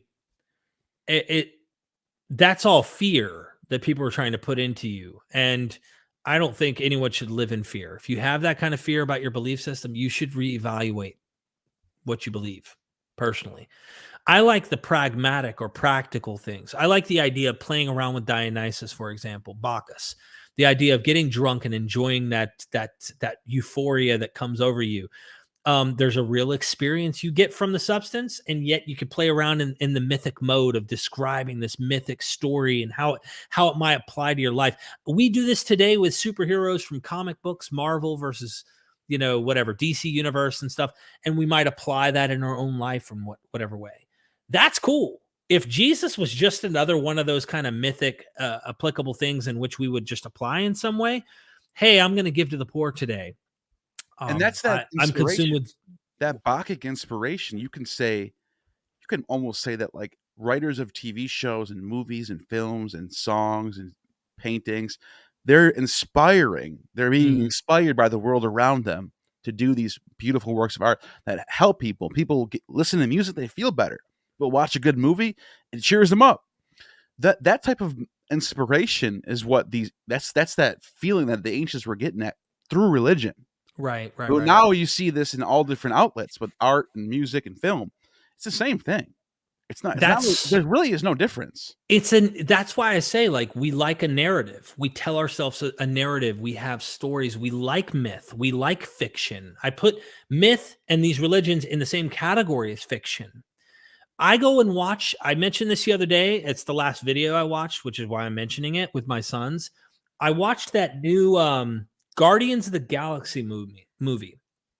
Man, I don't want to spoil the movie for anybody who's into it and hasn't seen it yet, but the raccoon character with the gun? Like, they give you the backstory to this person and how they became who they are, right? And it's epic. I mean, it's deep, deep, deep with these other little animals that also have to go through some horrific things like the raccoon does. By the way, he always says, I'm not a raccoon. You're going to see in this movie some interesting things if you're into this. I fell in love with it, man. I was like in there. I was there on the spacecraft. I was there when he was crying and it was happening. Like, the point is we tell ourselves these narratives, fictions that I think can apply to the real world. And that's the point. Taking them from making them mythic, which means they're applicable, and then making them literal as if this what actually literally is the truth. I think that's where you honestly are making what was once, I think, a good thing into something that just lost lost its power. This is lost its meaning. That's what dogma is. It's this. Yeah. Like Heraclitus was famous for saying that you should suspend judgment on. This is like the Socratic, turns into the Socratic method, but like everything in this universe is on a state of flux. Everything's always changing. Mm-hmm. And so once you think you have a set truth, it becomes a dogma because there's different scenarios. Nothing's black and white. It's all, there's gray areas and everything. Well, it's telling when you have so many sects of Christianity out the gate that can't even figure it out. It's pretty obvious that power control struggles, all sorts of stuff. So you end up getting it nailed down eventually through political power, of course. And that's where it's like, dude, if Christianity was cool out the gate, just say it was like mythic, like Bacchus or any other kind of interesting mystery cult or type of religion at the time, it lost that. It lost that over time. And there's still remnants, fossils in the church with its incense and its singings and things like that are there. But ultimately, it seems like it's lost what it once may have had at some point. And some Christians are trying to revivify it by saying, no, it's esoteric. No, it's allegory. No. It doesn't have the literalness to it. It means this. It's just, I don't see the need for that religion, especially when there's certain concepts I say are dated that I find in it. But I also can find various dated things in the Greek world. In Homer, I can see several things, and many of the Greeks saw it too. Zeus can't rape women. That's an allegory. Oh, he can't? Homer begs to differ. But you're allegorizing of Homer. I see what you did there. You're trying to keep your religion alive so that it's contemporaneous with your period and it fits your modern context. I don't know. I mean, some Christians are trying to do that, but the text says certain things, man. And it's like, does slavery mean slavery anymore? Like, why do you need the text if it's talking about this? And that's why I think paganism should have a revival, because in paganism, it's about forces of nature. And you are a part of that. You are a part of those forces of nature. You are within those things. Right. So you are like, the Venus being the love goddess and Apollo being the heavenly light bringer, and all these different aspects of the things that you see around you that you're witnessing and experiencing. You deify it. And it's just something about that gives meaning, it gives that spark, it gives that substance to the world around you. And it doesn't mean you have to be dogmatic about it. There's nothing about those traditions that say you have to do this or you have to do that. I mean, there might be some. There's probably some different. There's various sects of it. That's why I'm a humanist, though. That's why I'm a humanist, because there's a lot of humanism coming out of the Greek world. That too. I know that it's not like humanism is only an atheist thing at all, but like, I am a humanist who can definitely dabble and enjoy those worlds and enjoy entering them mythically, right, in my mind, not ontologically necessarily thinking they're true, but I can play imagination. I watched the movie Guardians of the Galaxy, and I indulge, I immerse, I have consumed, ate the flesh and drank the blood of that movie. I can do the same thing in these mythic kind of ancient myths, or even contemporaneous. I could probably go to I don't know, out in the woods and check out one of their ceremonies or something and be there and be like, oh, I'm indulging. It might be weird for me in a moment, because it's like, am I playing make believe at this point? I'm doing that when I'm watching a movie, but I don't know if I could quite get into the same setting without thinking, oh, here I am in the Pentecostal church again, dancing around and in a trance-like state. It just would seem odd to me. I don't know. Does that make sense to you? Yeah, no. You may not share the same experience with the whole charismatic Pentecostal type stuff that I did. I wasn't Pentecostal, but it was. And this is they did that what stuff. You're getting at is exactly what Cicero was writing about. He had this struggle in his head between, like, is this all just make believe, or right? And he's got a stoic. I'm talking about On the Nature of the Gods. There's a dialogue. He's got a stoic there. He's got Epicurean there, and this is exactly what they're talking about. So you're not. This makes sense, I mean, I'm just trying to keep it real, Humanist Reformation. We're just two evolved apes, man, trying to figure this thing out. We're trying. Why did Jesus lie to us? Nothing to fear if Jesus did die and rose again. I will appeal to what the Bible says and Jesus promises at my trial. Interesting. Humanist Reformation. So I'm like, so first of all, Humanist Reformation, I feel like I know you already. You probably feel like you know me. All the super chats and awesome support, I thank you. But like, this is Jesus was wrong about the apocalypse, wrong about the end, wrong about when this Son of Man was going to come. And if he's wrong about that, why do you think he rose again? This is a serious question. But if he did rise again, is he not that merciful that he would forgive you at the trial of your judgment or whatever? Or would he be like Dionysus to Pentheus and say, F you, you're done. You didn't recognize me as the Son of God.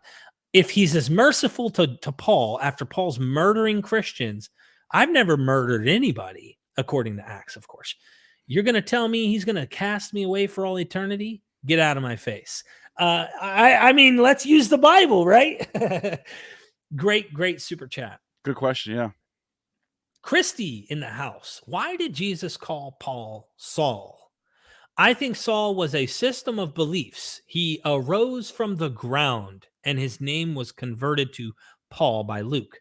Well, his real name's Saul, and then Paul, I think, just means small. I don't know. You want me to tell you my honest take on this? Yeah, but I think this is like settled, or not? Maybe not. I don't think this is settled. No? I think yes, okay. Centuries of Christian or not Christians, but scholars have argued this. I have a video. If you really want to have some fun with this one, I have a video on YouTube. I think I called it the name of the article that Michael Koshinosh, who was a student of Dennis MacDonald, wrote an article called "Better Call Paul Saul." You know the movie, the show Better Call Saul. That's his real name is Saul, right? Well, he's known as Paul in his letters. He's never called Saul once in his letters. The Latin name Paulus. Oh, okay. So here's the thing. There's the argument. Many scholars have tried to say he had a Roman named Paul, and because he wants to say he has a Roman citizenship and all that, they're just going to call him Paul. But his real Jewish name they want to assume is Saul, right? Because it is a Hebrew Bible name. Here's the thing. Go to Acts where he has the conversion. You know that spot where Jesus knocks him to the ground, right? He's blinded by the light, the same way Pentheus is blinded by the light in the trees when the Maenads are in the trance. When he blinds him, Jesus says to Saul, catch this, bro. Are you checking me out or are you doing something? Because I need you fully attentive here. You're going to be blown away by this. Do you know that I just looked it up. Paulus. I knew you weren't listening, damn it. I am listening. No, you aren't. No, you aren't. Paulus in Latin does mean small. Yes, but this is important. Paul does.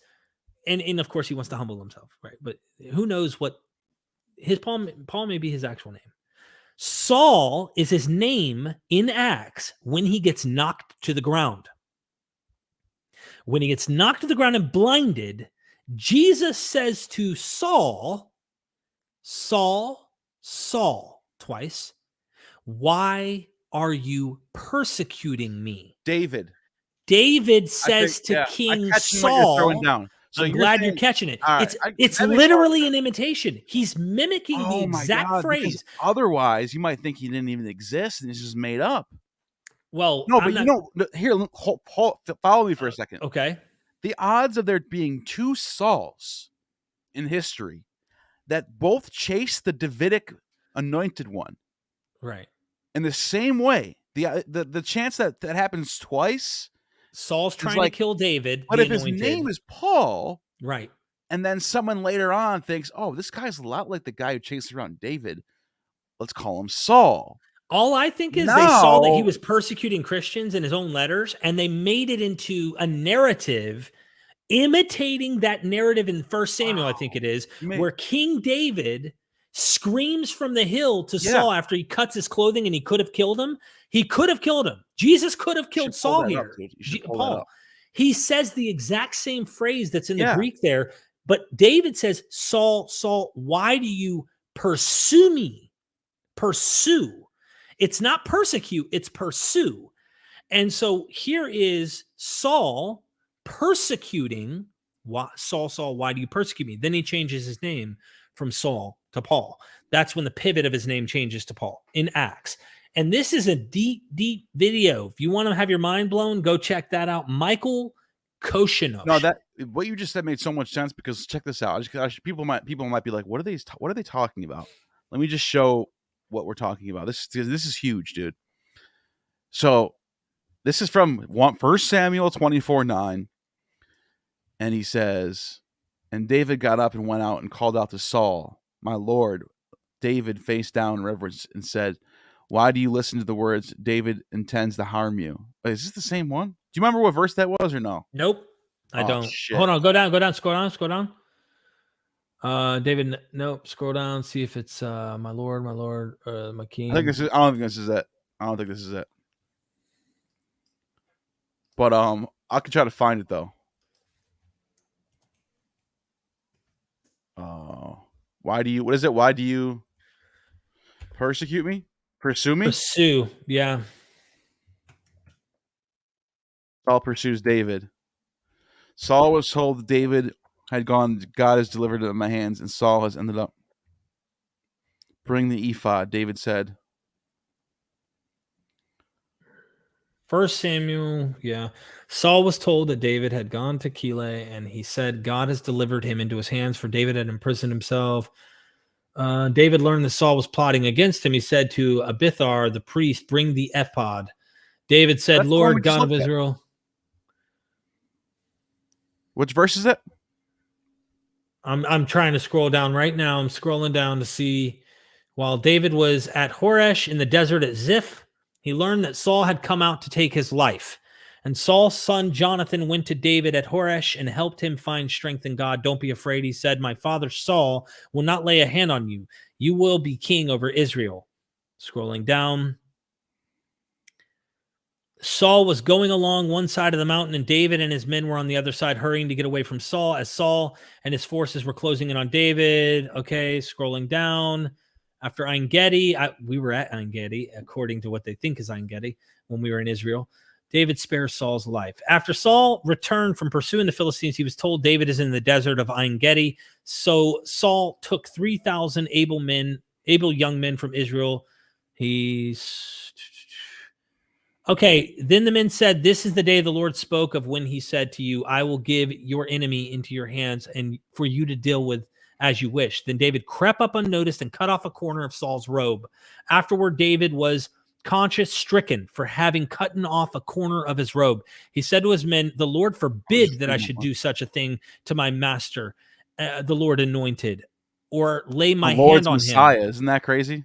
Yep. For he is the anointed of the Lord. With these words, David sharply rebuked his men, did not allow them to attack Saul. Saul left the cave and went away. Then David went out of the cave and called out to Saul, my Lord the king. Now, this is an English translation. I'd love for you to get the Septuagint. Maybe there's something there. When Saul looked behind him, David bowed down and prostrated himself with his face to the ground. He said to Saul, why do you listen when men say David is bent on harming you? This day you have seen with your own eyes how the Lord delivered you into my hands in the cave. Some urged me to kill you, but I spare you. I said, I will not lay my hand on the Lord because he is the Lord's anointed. See, my father, look at the piece of your robe in my hand. I cut off the corner of your robe, but I did not kill you. See that there is nothing in my hand to indicate that I am guilty of wrongdoing or rebellion. I have not wronged you.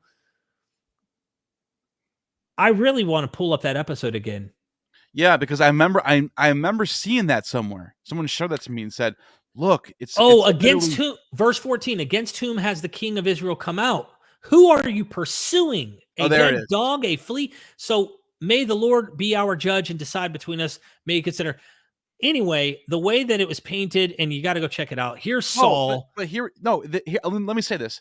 In both cases, you have Saul pursuing the Lord's anointed one. Yep. And so the odds trying to kill him. The odds that this happens twice is like, right. That's mind blowing. Like, so it makes a lot of sense that he'd be titled Saul, and his name could be Paul. That makes sense. But it's also possible that we have two Sauls. Yeah, that's the possible. But here we are again with the kind of possible thing. If I don't see, like, there's more of a chance to me that there were shipwrecks, even though I'm highly suspect of Paul, because Paul's own letters say it. This is a huge coincidence. You got to admit. It is so coincidental that it sounds more like a literary trope rather than it being what actually is the case. And his name changes after that. Yeah. And here's another possibility that I just thought about. If his name actually was Saul, the idea that the fact that his name is Saul, writers could start connecting him to Saul just for that one reason. There could be no story of him persecuting Jesus or anything like that. And then this, for some reason, Paul, who converts to Christianity, and then they sort of throw this story onto him. My God, we found it. Someone just posted in the chat. I love you. Who are you? Hold on. Mark Peralta, freaking gangster. You're a gangster, man. Mark's awesome. Did you check? Yes, it says David replied. So Saul recognized. Hold up. I have it up. You want me to share my screen? Yeah. All right. Hold on. This is awesome. I'm glad he pointed this out because this is what we were looking at. Yeah. So Saul recognized David's voice and said, "Is that your voice, David, my son?" So this is just a repeat of what I was just reading earlier, but this is the explicit. David replied, "Yes, it is my lord the king." And he added, "Why is my lord pursuing his servant? What have I done and what wrong am I guilty of? Now let my lord the king listen to my servant's word." So very explicitly, why is my lord pursuing his servant? Like, why are you pursuing me? That's what he's actually saying. Jesus is saying, the same thing to Saul, why are you persecuting me? And look, he's trying to kill him. Like, right. Clear. So yeah, no, your point is really strong in my opinion that he would be given the title of Saul because of this. and his name probably might have been Paulus, which is a name that we see all over the place in the Roman Empire. Mm-hmm. I mean, it could, but it's like Paulus would be more likely to be Aemilius Paulus was the guy who sacked Macedonia and had a triumph in Rome. I'm with the Paulus thing. That's a name. That's a popular name. It's the Saul thing that I'm really like. Is it a Jewish name? Now the thing is, it doesn't matter because in this time period, all the names in Israel are already Roman and Greek, and you have there's all types of mixing names going on anyway.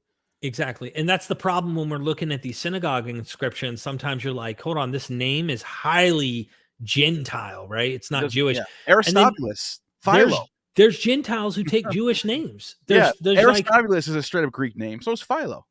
Right. You know? There's so much cool stuff here, man. I love that. I'm glad we got in that rabbit trail because it's eclectic mimetism again, because he shows not only is it using the scriptures describing this, that bright light, that bright blinding light where Pentheus is bright blinded light by Dionysus with the Maenads. That is what happens to Paul. So there's two things happening in the narrative. It's not just taking the Saul from King David. It's also taking this Pentheus narrative that's in Euripides Bacchae with the blinding light. Good point. So it's doing really both, bro. Yeah. Saul's like a Pentheus character.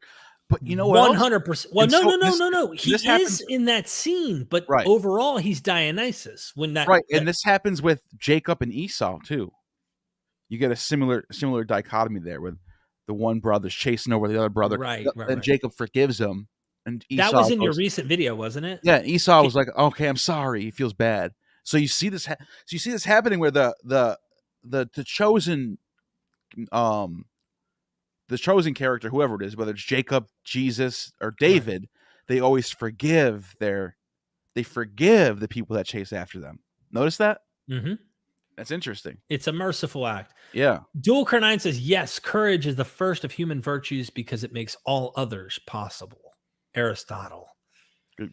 Nice citation. Hitting some heavy names there. Yeah. Margaret DeVelden, thank you for the super chat. Good to see you here. Galaxy, do you think the backstory was imagined, created after, or before the first movie? Maybe we can't know the beginning before we decide the end. I personally think, just like, what's an example I can give? Did you watch Better Call Saul? Since we're on the topic. Oh, yeah. Did you watch the Breaking Bad? Oh, yeah. I don't think when they started Breaking Bad 15 years ago or whatever it was, 20 years ago, I'm just throwing out a number. I don't think they had in mind this lawyer actually having a show. I think after the actor came out, kicked ass on Breaking Bad, did so well in the show that they had to give him a spinoff. So I think what happens over time is they develop, probably, unless there's a novel out there or some fictional like series on the Guardians of the Galaxy I don't know about. I think that they're giving you backstories because it's the same thing biblical. Look at Enoch. We talked about this earlier. Was Enoch taken to heaven? It doesn't say it in Genesis. But if you read the book of Enoch, yes, he was taken up to heaven. So they added narratives. Well, we hear about giants in Genesis 6. We don't hear much about them, but we hear about them. And we hear a little bit about them with this idea of, David and Goliath, but we don't know much about giants. But then you get into the book of Enoch, there's 350-foot tall giants, and they're eating the flesh of humans. They elaborate in the narrative. I think that's what happens in movies. I think that's what happens in the biblical stuff when they're rewriting narratives and rewriting material. They find like little things like Melchizedek. We don't know jack diddly squat much about Melchizedek in the Bible. You see him get used later in the book of Hebrews. Oh, after the priestly order of Melchizedek.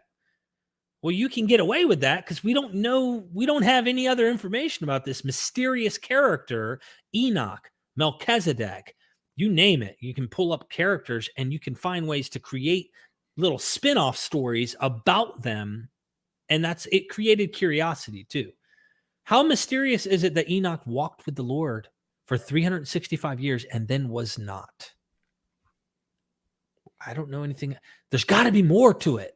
Right. I mean, he walked with the Lord and then was taken. What happened to him? What this is making me think of, though, is the evolution of apotheosis, how our mortals can be taken up, where the norm is you go down to Hades or Sheol or whatever it is. Everybody goes to the same place. Right. All of a sudden, and Plato really starts this idea of like the good people go to one place and the bad go to another. It's in his Republic. But I thought about this. I actually have a couple slides here. So in the Roman religion, you have what's called the Desmanes, the souls of the dead. And there's 3 different kinds. The Lairs, hero ancestors, the good ones, the ones who go to heaven, basically. Lemures, these are the ones who are restless. They go to the hell. They go to the bad ones. And then the Penetes, which is like household deities. And then so they belong to a broadly category of Inferni, those who dwell below, right? So this is standard. Everybody goes to below. Nobody's going up. Everyone's going down. But you have different categories: the goods, the Lairs, the bads, the lemures, and so forth. Even Apuleius, this is a good quote right here, says, "Indeed, that the souls of men are demons, and that the men become Lairs if they are good, lemures or larvae if they are bad, and manes if it's uncertain," right? Mm-hmm. So where does the idea of going up come from? And I've really been trying to find this lately, and I think this is my thoughts. I'm gonna get your thoughts on this. This is what I think. First of all, Julius Caesar, when he dies, why is this thing on my way? That's so annoying. Okay. Do you want me to move the super chat? Margaret, I love you. Thank you. No, not the super chat. It wasn't. It was a student thing on my right, whatever that is. But it's all right because it's on the left side. So I'm just gonna read. It's still obnoxious, man. It's still annoying. I don't know why I can't get rid of it. Can I just click on one or something? Oh, cool. It's gone. All right. So here's the text. When Asclepius, this is from Ovid's Metamorphoses, the last book at the very end of the book. When Asclepius came to Rome from abroad, Julius Caesar was born in Rome. Caesar was a genius in matters of war and peace and did many heroic things, but his greatest achievement was fathering his son, Caesar Augustus. Mm-hmm. Before Augustus was born, Julius Caesar became a god. This is how it happened. Venus foresees that Julius Caesar is about to be murdered by traitors from his government and flies into a rage. She feels she has suffered an unfair amount of treachery. She had to fight against Juno's rage to protect Aeneas, and now Aeneas' only descendant, Julius Caesar, is under threat. The gods are moved by Venus's despair, although they can't alter fate. They try to warn Rome of the imminent tragedy. This is like a prophecy, right? Yeah. By filling the streets of Rome with omens. Blood rains from the clouds, owls hoot, dogs howl, priests botch their sacrifices, and the streets are haunted with ghosts. Despite these warnings, the 2 traitors enter the Senate hall holding swords. At this moment, Venus attempts to hide Julius in the clouds. Jupiter asks Venus why is she fighting fate. He has to read the tablets written with the destiny of the world and knows that Julius Caesar has come to the end of his time. Venus will make him a god, and Caesar Augustus will avenge his death, which does happen. In the ensuing, to make a long story short, this is it right here. Augustus will be the hero. When he is brought to peace, Augustus will return to Rome. Venus will rescue Julius Caesar's soul, and his body will make him a comet. Venus goes to the Senate Hall in Rome and retrieves Caesar's soul. As she carries it up to heaven, she feels it blaze. All right. So there's this idea that if you reach apotheosis, like those three categories I mentioned before, the Lairs, the lemures, and all those, they're all going down. And they're getting like spliced out based on what they did and whatever. But if you become a god, you go up like the gods do. The gods take your soul up into the heavens, and you get to rule in the heavens with the gods. So Julius Caesar does this. Then there's another story about Augustus and Suetonius, where Augustus is seen rising up during his funeral. To another couple generations after that, Claudius, with eyewitnesses, by the way. Right. And Claudius, the same thing happens. He rises up into heaven. So I'm thinking, what if Christianity comes along and says, all these people who become gods, they rise up into heaven.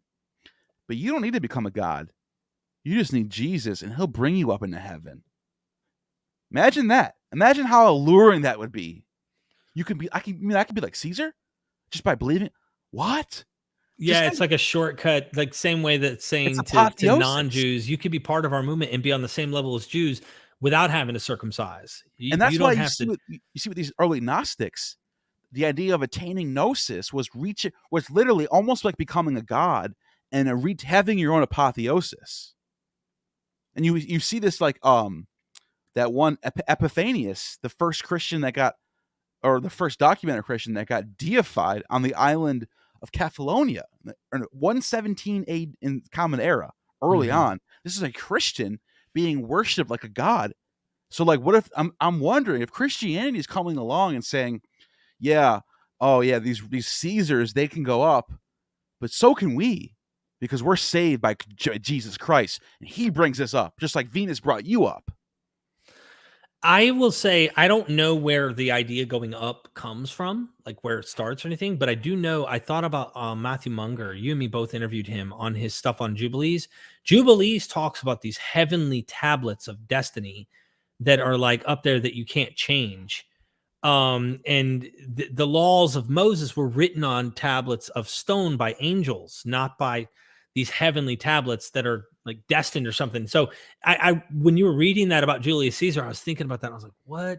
Plus, there's eyewitnesses at that. You know what I forgot to show you? And anyone who's made it this long, you deserve an apotheosis. I forgot to show you this, Neil. You ready? You sure you're ready, bro? We're Yeah. gonna get to your super chats here in just a minute, but you're a Clay. Remember I was telling you about that about Mark? Check this out. The Testament of Abraham was written in the first century, same time the Gospels were written, at least the Gospel Mark. As far as I'm concerned, I think it is first century, but I don't know. Nobody knows the exact dates. We all throw speculation on that. We have our reasons. Testament of Abraham 2-7. This Jewish author imitated Homer's account of Euryclea's recognition of Odysseus and Penelope's dream of the eagle and her pet geese. Michael the archangel went to Abraham disguised as a young soldier and found the patriarch in his field. Abraham asked him, "Teach me, your suppliant. Whence do you come and from what kind of army?" Michael's answer was sufficiently elusive to keep Abraham in the dark. The two men then set out for a trip, but Michael refused to travel by horse, which sets the scene for the obligatory foot washing. On their way, they encountered a cypress tree that spoke as an oracle, kind of like imagine the olive tree is like a prophecy, right? An oracle about the temple's destruction, about the people who didn't accept. Holy, holy, holy is the Lord God who calls him to those who love him. In Odyssey, 19 296 to 299, Odysseus referred to the prophetic oak tree at Dodona. Also compare the following. So if you want to read the right, I'll read Testament of Abraham like we've been doing before. Yeah. Let's read this. You're reading Odyssey 19. Go ahead, and I'll read Testament of Abraham. Odysseus disguised as a beggar, Cashapp, crossed from Penelope for the first time in 20 years. Michael is disguised as a soldier. Stranger, I myself will ask you, whence is your lineage? Where are your city and parents? Abraham, teach me your suppliant. Whence do you come from? What kind of army? I have an old. Odysseus dissimulates. Michael obfuscates. Oh, I see that there. I see that. Yeah. When they approached the house, they sat in the courtyard. Penelope says, I have an old woman with a wise heart in her breast. She will wash your feet. Though she is frail, wise Euryclea, arise now, wow, and come. Bathe this man who resembles your king. Abraham said to Isaac, his son, "My child Isaac, draw water from the well and bring it to me in the bowl, so that we may wash the feet of this stranger. For he is weary, having come to us on a long journey." And Isaac, after running to the well, drew water into the bowl and brought it to them. Continue. I will wash your feet. Euryclea took the bowl and poured into it lots of water. And Abraham approached and washed the feet of Strategos Michael. The guts of Abraham were moved. Eurocleia, Dacrua, D. Akblale, and of Penelope, Cleoses. And he wept for the stranger, and on seeing his father weeping, Isaac wept too wept. When Eurocleia recognized Odysseus' scar, she dropped his leg. It fell into the bowl and spilled the water. Go ahead and read the bottom part. Odysseus 19 was known as the Nipthra, washing. When the Architagos saw them weeping, he went with them, and the tears of the Archstrategos fell into the water for washing, and they became precious stones. When she recognized the scar, simultaneously joy and anguish overwhelmed her heart, both her eyes filled with tears. When Abraham saw the marvel, he was stunned. She promised Odysseus that she would keep the news of his return to herself and tell no one. Took the stones secretly and hid the secret, keeping it only in his heart. Abraham then ordered Isaac. I see that. Yeah. Abraham then ordered Isaac to prepare a bedroom with linens and a table with wonderful food for the enjoyment of the guest, whose appearance surpasses all human beings. Penelope had given her female slaves the same instructions. When Odysseus refused such hospitality, she said that no stranger ever had come to her home who was as wise. After eating, Abraham, Isaac, and the angelic stranger went to bed. God sent the mention of death into the heart of Isaac as in dreams. Then Isaac, weeping, woke his father after hoping for a final embrace before his death. Michael explained that Isaac had seen a terrifying dream and came to us weeping. And when we saw this, we too were moved and wept. The narrator will say more about the dream later. At this point, Sarah recognized that the stranger actually was one of the three angels whom they had entertained in the past before conceiving Isaac. Abraham, when I was washing his feet in the bowl of water for washing, I said in my heart, these are the feet of one of the three men whom I washed long ago. And later, when his tears fell into the water of washing, they became precious stones. He then showed Sarah the stones as proof. Abraham's washing of the angel's feet and the petrified tears thus allowed Abraham to recognize the stranger's true identity, much as Eurocleia's washing of Odysseus' feet and his childhood scar allowed Eurocleia to recognize his true identity. Abraham next asked Isaac to narrate his dream, which likely was modeled after the dream that Penelope narrated to Odysseus, the beggar, immediately after Eurocleia's recognition. Surely, is it not by accident that Odyssey 19 and Testament Abraham 2-7 both narrate recognitions by host that wash the feet of strangers, followed by dreams with symbolism requiring allegorical interpretations? Both dreams involve descending and ascending characters. Right. Eagle equals Odysseus, or luminous man equals Michael. And predictions of impending death, the suitors or Abraham's.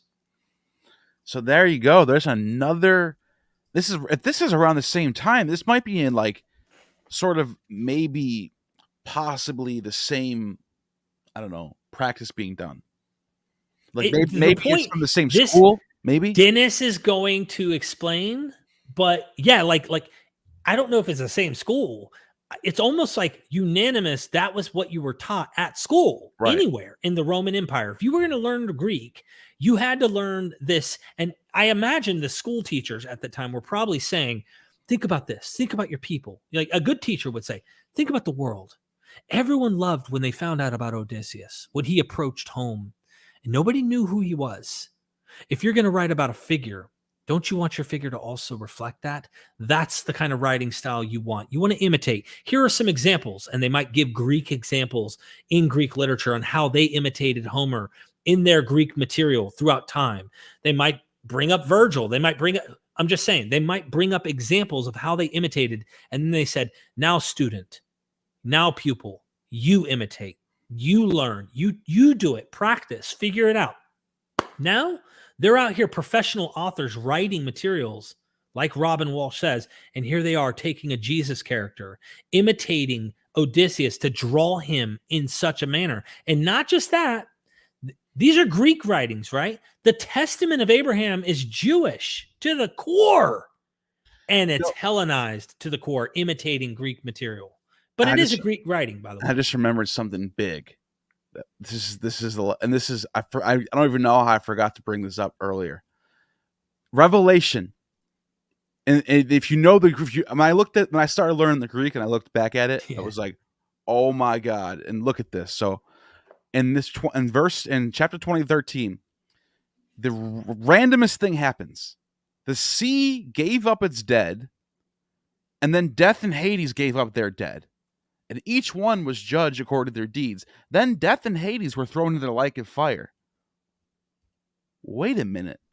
How come nobody asks about this, what it means? Nobody's wondering why is death, Hades, and by the way, Thalassa, or Thalata in Attic, is a deity invoked in the Orphic hymns. Those are 3 different deities. Right. Sea, death, and Hades are all Orphic gods that are in this scene, and they're giving up their dead and being cast into the fire. It's interesting that it says then death and Hades were thrown into the lake of fire. Right, because you always think about them as locations. That's what Christians have always been taught. It's like, hold on. No, there's no way you're going to convince me that this is about location. This, in my opinion, John is talking about these 3 deities as if they're daemons, like demonic spirits, basically. Right. Because death and Hades and Thalassa, these are 3 different deities, according to the Orphic hymns, who can have they rule different parts of Hades. So they have souls in their realms. So what John is seeing that these 3 rulers of Hades are no longer in power, and they're being cast along in the lake of fire along with everybody else. It's like turning Hades on its head and saying Hades is no longer in power. Death and sea, they're all just getting cast into the fire. It's like hopefully this is what's going to happen. Basically. Right. You know what I mean? Absolutely. No, and there's a lot, man. I think you might be onto something here, Neil, because when I was reading, obviously I don't know the Greek myself, but when I was reading John J. Collins' wonderful wife, Adela Yarborough Collins' book on the myth of the combat myth of Revelation, when I was reading through that, there's so much stuff. It's not just like Greek stuff. It's like there's other mythology that comes up in this book. So it doesn't blow my mind that this is what's going on. What blows my mind is I've always read Hades as a location, not as a deity being, like they perceive it as a deity. You know what I mean? Look at the first hymn in the Orphic hymns is to Mosaius. And so look at this though. If you look at this, Thasala, sea, it's a deity. Mm-hmm. You can offer hymns to the sea, Thasala. That's the same word that's in the Revelation, Thalassa. That's the same word. Wow. So the Thalassa is being cast into the lake of fire. All right. This is myth, man. Now check this out. Thalassa was 1, right? What's the next one we're gonna find? It's gonna be death, right? Yeah. Let's see. There it is. 86, death. Thanatos. That's the same word that's in the Revelation, Thanatos. Same word. So, and then Hades is here too. I think I passed it. Hades is another deity. So, yeah, I know that. I think anybody knows that. Everyone it's the knows other 2 that people don't know. Yeah, everybody knows that Hades. But even though I knew that, I always still dichotomized it and thought Hades was just a location. You know what I mean? Because you think Hades is hell, right? It's Pluto. Yeah. Right. But you're describing this as 3 deities in the end that have to give up. They are going to be destroyed according to this author, it seems. Yeah, that's exactly what's going on. That's exactly what's going on here. Interesting to look at it that way. I never really. And by the way, what gives it away even more is that they're giving up their dead. What do they have dead for? Because those are rulers in Hades. They're the rulers. And notice there is a location, of course. Yeah. We know in the afterlife. But isn't it interesting that even in Greek world, like it's not like everybody ended up in the same location.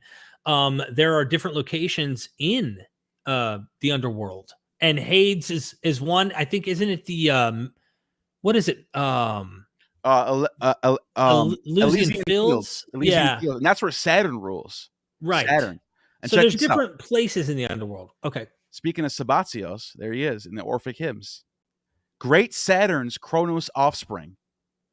So he's the son of Saturn, Sabbatios named, inserting Bacchus, bearer of the vine and founding God, within thy thigh divine. Yep, that's the inside of his bosom, in his bosom. That So when matured, the Dionysian god. Yeah, exactly. yeah, because Zeus, after he zaps the mortal woman, because one of the other immortal goddesses were jealous and said, "Oh no, but you haven't seen his true identity, his true form," and of course, lightning kills her.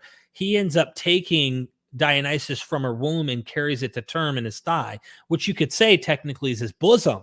Does Abraham's bosom have something to do? I think that parable that we find in Luke about Abraham's bosom. Notice that the Lazarus is in Abraham's bosom. Ready for Is this? he being carried to term in this bosom of Abraham? I don't know. It's wild. I don't know. Am I getting too carried away? No. Check this out. Clement of Alexandria had been informed of the secret mysteries of Sabbatios as practiced among the Romans involve the serpent. And he says, God in the bosom is a countersign of the mysteries of the Sabbatios to the adepts. He's saying that it's an inverse of the Christ being in the bosom of the Father. Damn. So he's identifying how similar they are, but he's saying it's a countersign. You get it? Yeah. Crazy? This is interesting as well, because in that story about the bosom that I was talking about with Abraham, you have the rich man begging in agony, right? In this different location. Notice another location. It's dry, obviously. He's hot. He needs a drink. And there's a chasm that they can't get across. This reminds me of when me and Dennis were talking about this. This reminds me of Tantalus. He's down there and he's tantalizing, is where we get the word tantalizing from. He's wanting to eat the food's just out of reach. The water is just below his lips. He can't lick it up. He can't get the water. This mythology here we are finding in what I think is this Abraham's bosom with Lazarus and the rich man. And I think that's what's going on. It's just another spinoff of it. Oh, and here's to say they didn't borrow from these Greeks. Nice try. Yeah, and I remember I was looking for the Hades one, but in this case, it's Pluto. Are we not having fun? I mean, dude, I don't usually go this long. Yeah. By the way, are you done with your super chats? Because I don't want to. No, I've got more. Do we want to get those? Going. Yeah, keep going. Yeah. All right. So we get carried away sometimes. Yeah, so I don't like to leave people hanging. Christy, thank you so much for the super chat. 1 Corinthians 15:13. If there is no resurrection of the dead, then Christ is not risen. Saul's legend had to be resurrected for Paul's story to live. Saul's legend had to be resurrected for Paul's story to live. Interesting way to put it. Would it have been as popular if they didn't use and imitate what was going on in the legend of Saul with King David? You know what? I did a video. I did 25 parallels from the Old Testament to the New. And I just think that this is part of the way they're constructing the story of Jesus, is they're trying to intersect and dissect and connect it with threads going back and forth to all the characters of the Old Testament. Every character in the Old Testament has some sort of connection to Jesus somehow. I mean, at least if they're good characters. Right. If they're like really big, I mean, there's good chance at least they get a blip, right? They get a little tiny something. Lady Babylon is offering us a virtual PhDs here saying, great work. Keep up the great work. Thank you, man. I really appreciate you, Amon. It means a lot. And if you haven't subscribed to Lady Babylon, you should. He is fun. Let me tell you, I love watching him. Chelsea Taylor says maybe Enoch had to be taken away so he could be the reincarnated Jesus. Shower thoughts. I wouldn't use the term the reincarnated Jesus, though I could see why someone might think that in light of Enoch is in one of the passages, and I can't remember where. I was talking to John Collins about this. He is seated at the right hand. Yeah, of God. Enoch has that Christ-like story too. He's the Son of Man. You can see Enoch as being like a precursor to a Christ. Right. So here you have Jesus being the Son of Man. You have Enoch being the Son of Man, both seated at the right hand of God. Both are taken. Enoch doesn't die, but both are taken up. And Enoch is taken up. Jesus is taken up into heaven. I don't think they're reincarnated. I just think it's another Jewish type of apotheosis tale and legend, but it is interesting. Is this the case? Enoch becoming Metatron? I think some people. Some people do take that serious. Yeah. I'd have to ask John Collins or someone who's well aware of Enoch better. I don't like to profess or if I don't. Justin Sledge, Dr. Sledge. He's done some Metatron Enoch stuff too, so I think that's a good source for that. Philip, great point. Yellow Syke says, you think the Cainites are the real Christians? Neil, you know more about the Cainites than I do, dude. The Cainites are the badasses of the Christian 2nd century. They decided that Satan is the good one, Yahweh is the bad one, and they decided that Cain was the hero, Abel was the bad one because he murdered an animal, and Cain just offered up some fruits from the garden, so he was peaceful, which is the Pythagorean Bacchic way. And they said that Eve was the hero, the serpent wasn't a liar. This is what the Cainites were all about. They flipped everything on its head, which is like when I found out about these guys, these are some real badasses of their time. Like, I like them. Like, I can't help but to like them. You know what I mean? Didn't Litwa introduce them initially, and then you got lost into them. Cainites, they were. I don't know if we know any of the names of them. We just know who they are and what they're, because it's all from the mouth of Hippolytus, Irenaeus. Yeah. But they're interesting though. Yeah, Yellow, thank you for the super chat and support, my friend. Mark Peralta, who helped us earlier figure out the pericope in 1 Samuel, responding back to Acts 9 and 1 Samuel 26, they also have in common both saw, hear, and guess correctly the voice of the other. What are the chances that Paul knew Jesus' voice to recognize it? Sounds like mimesis indeed. Great point. Absolutely. There's so many things going on because I see Euripides Bacchae, I see 1 Samuel, what we're talking about here, Euripides Bacchae, and I see these Caesar Romulus post-mortem appearances on a road. Dude, Luke has them on the road to Emmaus, right? Remember, they're walking for like 3 hours, don't even know the person they're talking with. That's Jesus. Then they get in the house, he comes in and he breaks the bread, and they're like, oh, and he disappears. Okay, that's the Luke story. Luke also wrote Acts. Here's Paul on a road. Boom, you have a disappearance. It's a road appearance, and that happened with Caesars. After they died, they appeared to people, eyewitnesses of them on roads, on Roman roads. The same thing happens with Romulus to Proculus Julius. He appears to him. He's an eyewitness. He's a noble senator. And he goes to the right hand of the Father, too. Right hand, boom. He becomes the new Quirinus, because there was a god before Romulus. Quirinus, I don't know how to pronounce it right. But and they just merge them together into one thing later on. You ever heard of a channel called Fortress of Lou? No. This dude, I don't know if he's a scholar or what. I assume he is, because he's just all over it. Yeah. He was explaining how they weren't merged at first. This was a later, almost maybe even Augustan era thing, like Livy's time, 1st century BC era, when they started doing that. But like before that, those were Quirinus and Romulus are two separate things. He was showing all the evidence for that stuff. But that's a channel I really like. Well, dude, you don't know who it is? Oh, okay. You need to send me that. Yeah, I'll show you him later. Wayne says Luke didn't write Acts. LOL. Acts merely claims to be by the same author as Luke. Look, I'm just going to go with the consensus on this. You might be right, but I know John Dominic Cross and several other academics have made a good point that they think that the same author may have written it, just may have written it a little later. Don't know. even if it wasn't the same author, this author of Acts would have been working off of what we see in Luke, canonical Luke. So I don't think it's a LOL thing, because most of the scholars out there actually think that the author of Luke wrote Acts as well. So I don't, could be wrong. I just don't think it's a LOL moment. Like, it's like saying, you think Paul exists? Maybe Paul didn't exist, but like everyone across the board pretty much thinks he did. I don't think it's a LOL moment, is all I'm saying. So you could be right. I just don't think it's, I gotcha.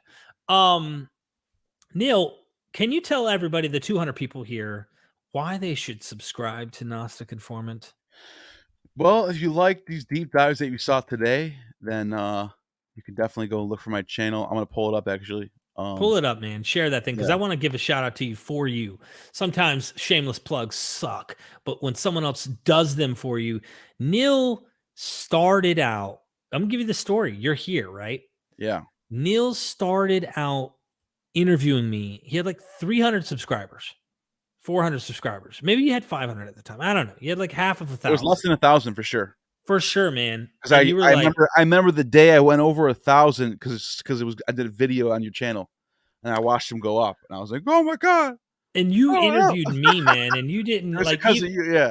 Yeah, at like, you just like, I don't know, how do I put it, man? You just kind of like just being you, trying to figure it out. But you were very much into kind of the zeitgeisty-ish, era in a way. And I was very fringe at the time, very fringe. And very fringe. Dude, no shame in the game, bro. I was all about maybe Augustus is Christ. Maybe that's what's going on. That's what my mind was at. I was just like, man, you have such enthusiasm. You have a spark, right? You have a spark of gnosis.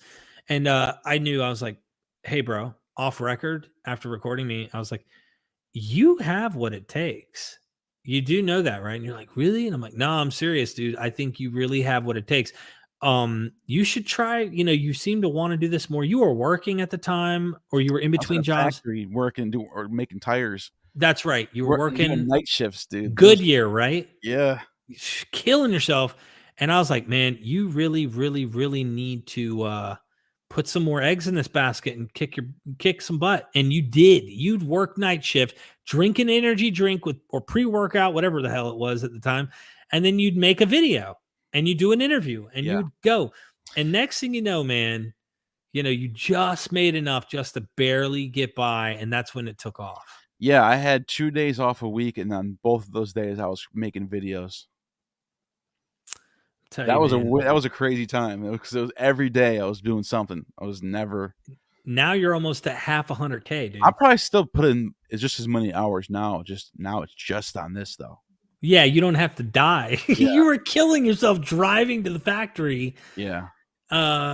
Freaking, I'd call you, and then there's the belt and the tires being made. And I don't have to deal with after doing a 12-hour shift, someone walking up to me and say, "Oh, the guy just called in on your machine. We need 4 more hours from you. We're gonna make that 12 hours, 16 hours now." So yeah, and then we'll see you back, in 8 hours after that. So you're gonna get home and get some sleep and come right back within 8 hours. So it's like, how far was the factory from your house? Half hour. And it's like you're home and a shower. That's an hour gone. Now you have 7 hours left. You get time to take a sleep. Like it was crazy. That place was nuts. I don't even know why anyone. I don't know. That place was nuts. When I'm thinking about it now, I'm just like, wow. That place was. They would do that to you. I'm not kidding. You'd do 16 hours, and they'd be like, "Be back in 8. See you in 8 hours. Hurry up, get home. What are you doing? What are you waiting for? You better get." They would say that shit to you. I'm not kidding. It was Man, wild. Yeah.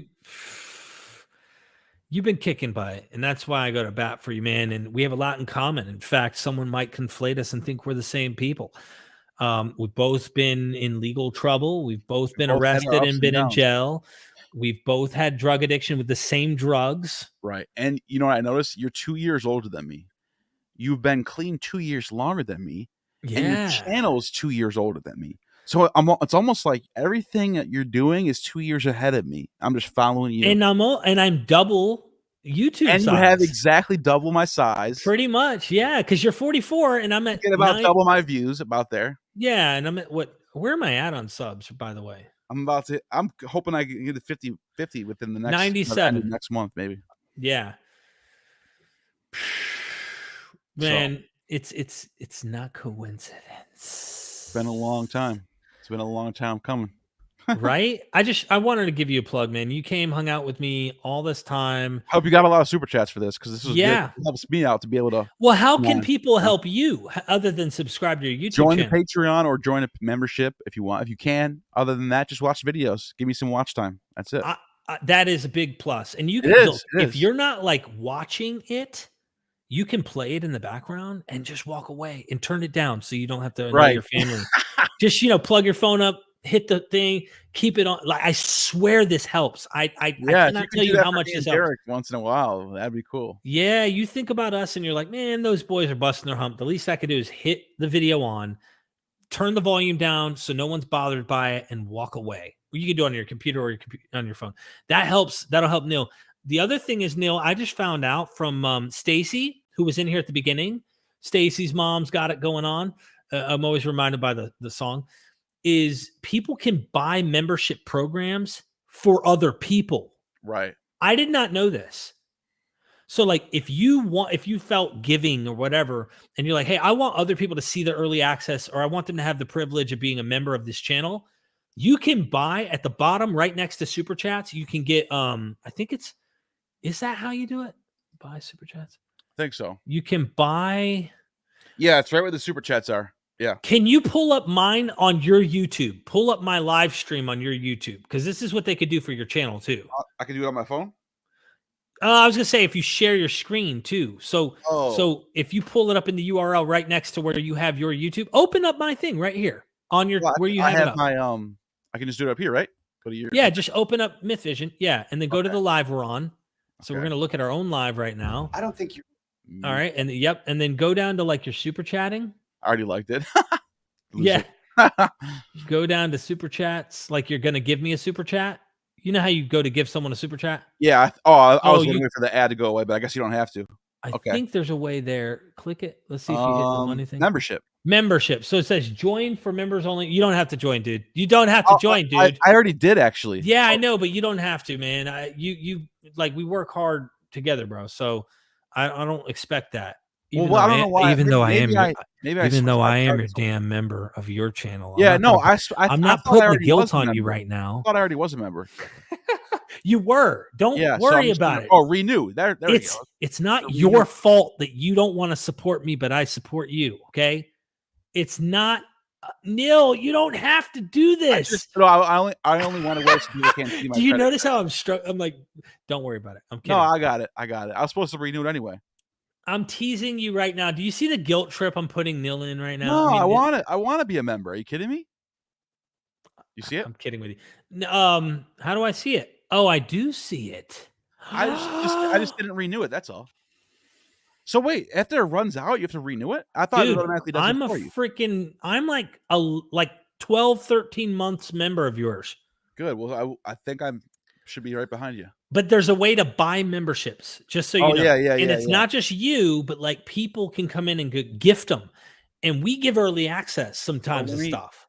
Let me go back to that. Pull your stuff back up. I want to see your channel again. I love promoting you, man. No, I want to go to your video so I can show people how to do that. So in case they're wondering, that's what I wanted to do. How to become a member? Yeah. So hold on a second.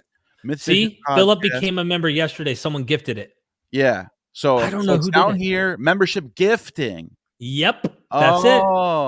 Don't do it, but you see what I'm saying. Let's give one out. Really? Yeah, I'll give one more out. You don't have to do that. No, I appreciate all the promotion, man. Okay. Appreciate it. So this is going to go to one person randomly? I don't know. I gave it out. Whoever gets it, gets it. I don't know how that works. We're about to find out who just got the membership program thing. I don't know, but let's just let's see. If you do, I'm going to tell you right now. Brilliant. Good. Congratulations.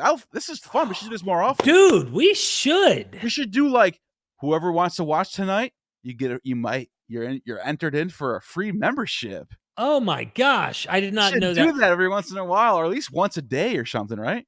That's freaking awesome that you can do that. So Virillion, congratulations on that. Wow. Does it show up on the thing, or didn't it show up? I don't know. How did you see that? I showed up on my side. It says Virillion was gifted by a membership by Gnostic Informant. Virillion, Cool. Okay. I'm glad to be able to do that stuff. Oh, it That's cool. shows it on the YouTube. It Yeah, won't it show us shows through on the YouTube. Yeah. StreamYard. That's why I didn't see anything give out yesterday Yeah, on. everyone that's watching can see it, so you're good. Oh my gosh. Oh, and someone else just became a novice. Beth Haiku. What? Hopefully, I didn't miss anyone else. People. Yeah, Beth Haiku. Congratulations. Oh my gosh. Awesome. Welcome to the Well, team. listen, I'm going to tell you like this, and Neil's doing this too. Neil's been busting. Neil, that was disappointing what happened with your trying to get into Canada, but Neil's working his butt off. He's going to be bringing some content that isn't available immediately. You get early access, but there's also the special symbols you get next to your name and the treatment you get in the chat and stuff. I freaking have so many videos that aren't on YouTube public, but they are on the membership thing. So if you're a member, you should be able to go and access as a member. Go to my take to my landing page. Now that you're a member, Neil, go to my page on your YouTube. Yeah, see perks. Log in, share screen. Yep, share screen real quick. Right. No, go to community. I think might be under community, man. Go to share screen. See perks. Yes, see perks, right? Okay, you're seeing it. All of this is not public yet. So you got to get down. So this is all membership only. All that's membership only right now. Ooh, I got Kipp Davis's. By the way, my channel has a few of these too. One of them is a video with Amon. It's a members only. I only have a couple right now, but I'm going to get more. But yeah, you have a whole bunch of them, dude. Bro, listen, I just edited. Let me just brag for a second about Rick Miller. I did 1, 2, 3, 4, 5, 6, 7, 8, 9, 10, 11, 12, 13, 14, 15, 16. 16 videos. Only 2 of them are on YouTube public right now. 14 videos right now with Rick Miller are on the membership and the Patreon. So both are accessible. I only have 4 more to edit there. That'll be 20 videos with him. Man, I got 2 courses to edit with Karakuni, the Egyptologist, and you don't want to miss that course when that comes out. We're almost done with one of the Robin Faith Walsh courses on Paul. So I've got that, man. I just did the edit with Kipp Davis. I did another edit with Dennis McDonald that we just did. Oh, look at that. Reynaldo Rodriguez. Thank you for joining. Oh, man. Holy snap. And just in case anyone was wondering, and not to cut you up, but Pragmatic figured it out. If you turn on allow gifts in your settings, you will make it so that when people send a gift, it sends to you. I don't know how it works. I didn't choose that. Not that I wouldn't have chose you, but I didn't choose who it was. It just went there. I swear this. Not that I wouldn't have chose you for William. I'm just the first time I heard about a gifting of this was today, and now I know we can really there's some people. This is what I'm saying. I've had a lot of people where I make mine, and you do the same thing. My Patreon is $3 to join. You can access all the videos, right? There's some people who are going through life, and you know what I mean, bro. Yeah. That can't even afford that right now, or are they behind? They're negative in their account. How can they do it? This is the best thing YouTube could have done, because now someone who's more fortunate, who's been through the struggle, maybe, but they're not, they can gift this, and that's what's so important. Dude, this is so good. So we got to do a stream. I owe you a live stream on your channel, bro. Yeah, let's do it. Let's set it up. And what I definitely like the Tooth Fairy. We'll figure it out. But I like the idea that going forward we can try to give one out every once in a while. I will gift. Give a couple. I will gift. Yes. Put a little money, a little bit of budget aside for gifts. I think it's worth it. I'll do it for my channel. I'm gonna do what you did for me on yours. So I'm already a member next time I'm up live and Derek's there, make sure you had that on so you can get that gift. So stay tuned. Plus, with my channel, you have a better chance of winning because there's not as many people watching. The odds are better. Well, not necessarily. Sometimes, bro, we have some popping lives over there on yours. A couple hundred people. Yeah, sometimes. I've cracked 200 once in a while. Let's do it, man. But usually it's like 110, something like that, 100. It depends. Depends on the topic. Depends on what's going on. Depends on, Yeah. But Neil, I hope people will subscribe. Your YouTube is, did I put it in the description? I think I did. I should not Yeah. have. If not, If I didn't, I committed the biggest sin, the no, just leave it there. unforgivable blaspheme of the I mean, if gnosis. somebody, it's not that hard to find my name. Gnostic Informant is right in front of my name. Oh, I did. I did. Even if you didn't, someone can just type in Gnostic Informant and it'll come right up. I did subscribe to Gnostic. I put that there. Yeah. So I'm not forgiven for the unforgivable. I love everybody. Seriously, appreciate everybody. Even the naysayers who pop in and disagree in the chat or whatever. Neil, what do you have to say, man? I'm thankful that you came through. Well, hopefully you've attained higher than gnosis tonight. You've attained apotheosis. So Ooh. If that's where you're at, then congrats. Well, love you, brother. And let's do one on your stream next. I owe you. And thank you, everybody, for liking. Oh, we didn't check the poll. I create the poll because sometimes people forget. Let's see how many people liked. We had 398 votes, 56%. Super chat. Smash the face.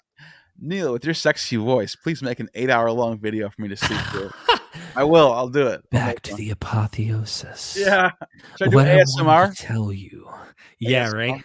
Nice. Smashing the patriarchy tonight. Yes. We're going to listen to his voice. Neil is going to speak. Actually, that's what you do when you do your that's how I do ones that you do your audios. I get in the zone and I just and then Herculantis of Epaphrodites, whatever the hell you're doing. The muse guides me. The muse guides me. The muse. That's what the ancient Greeks, if it's Homer or Hesiod, it always starts off with muse. Tell us about the story, or the muse inspired me. So I take from that idea. Oh, we got Caterpillar saying, I won't be sleeping to it. Use a freak in the sheets. Oh, they're crazy. Oh, that's so funny. Go to his OnlyFans as well. I forgot to mention Neil hasn't. I love you, man. Oh, thank you for being such a great audience. I'm telling you, we get the coolest freaking team of people that support and watch us, man. For sure. Thank you. Love you. Are we doing the Matrix outro? Is that what we're doing, Neil? Sounds like we're doing it. Or are we doing the apocalypse? What are we doing, man? Apocalypse. Apocalypse? All right. That one's a little shorter, but let me do the longer version of it. Here we go. All right. Son, do you want to know what the truth is? That's not the damn thing. I did it again. Here. The wrong one.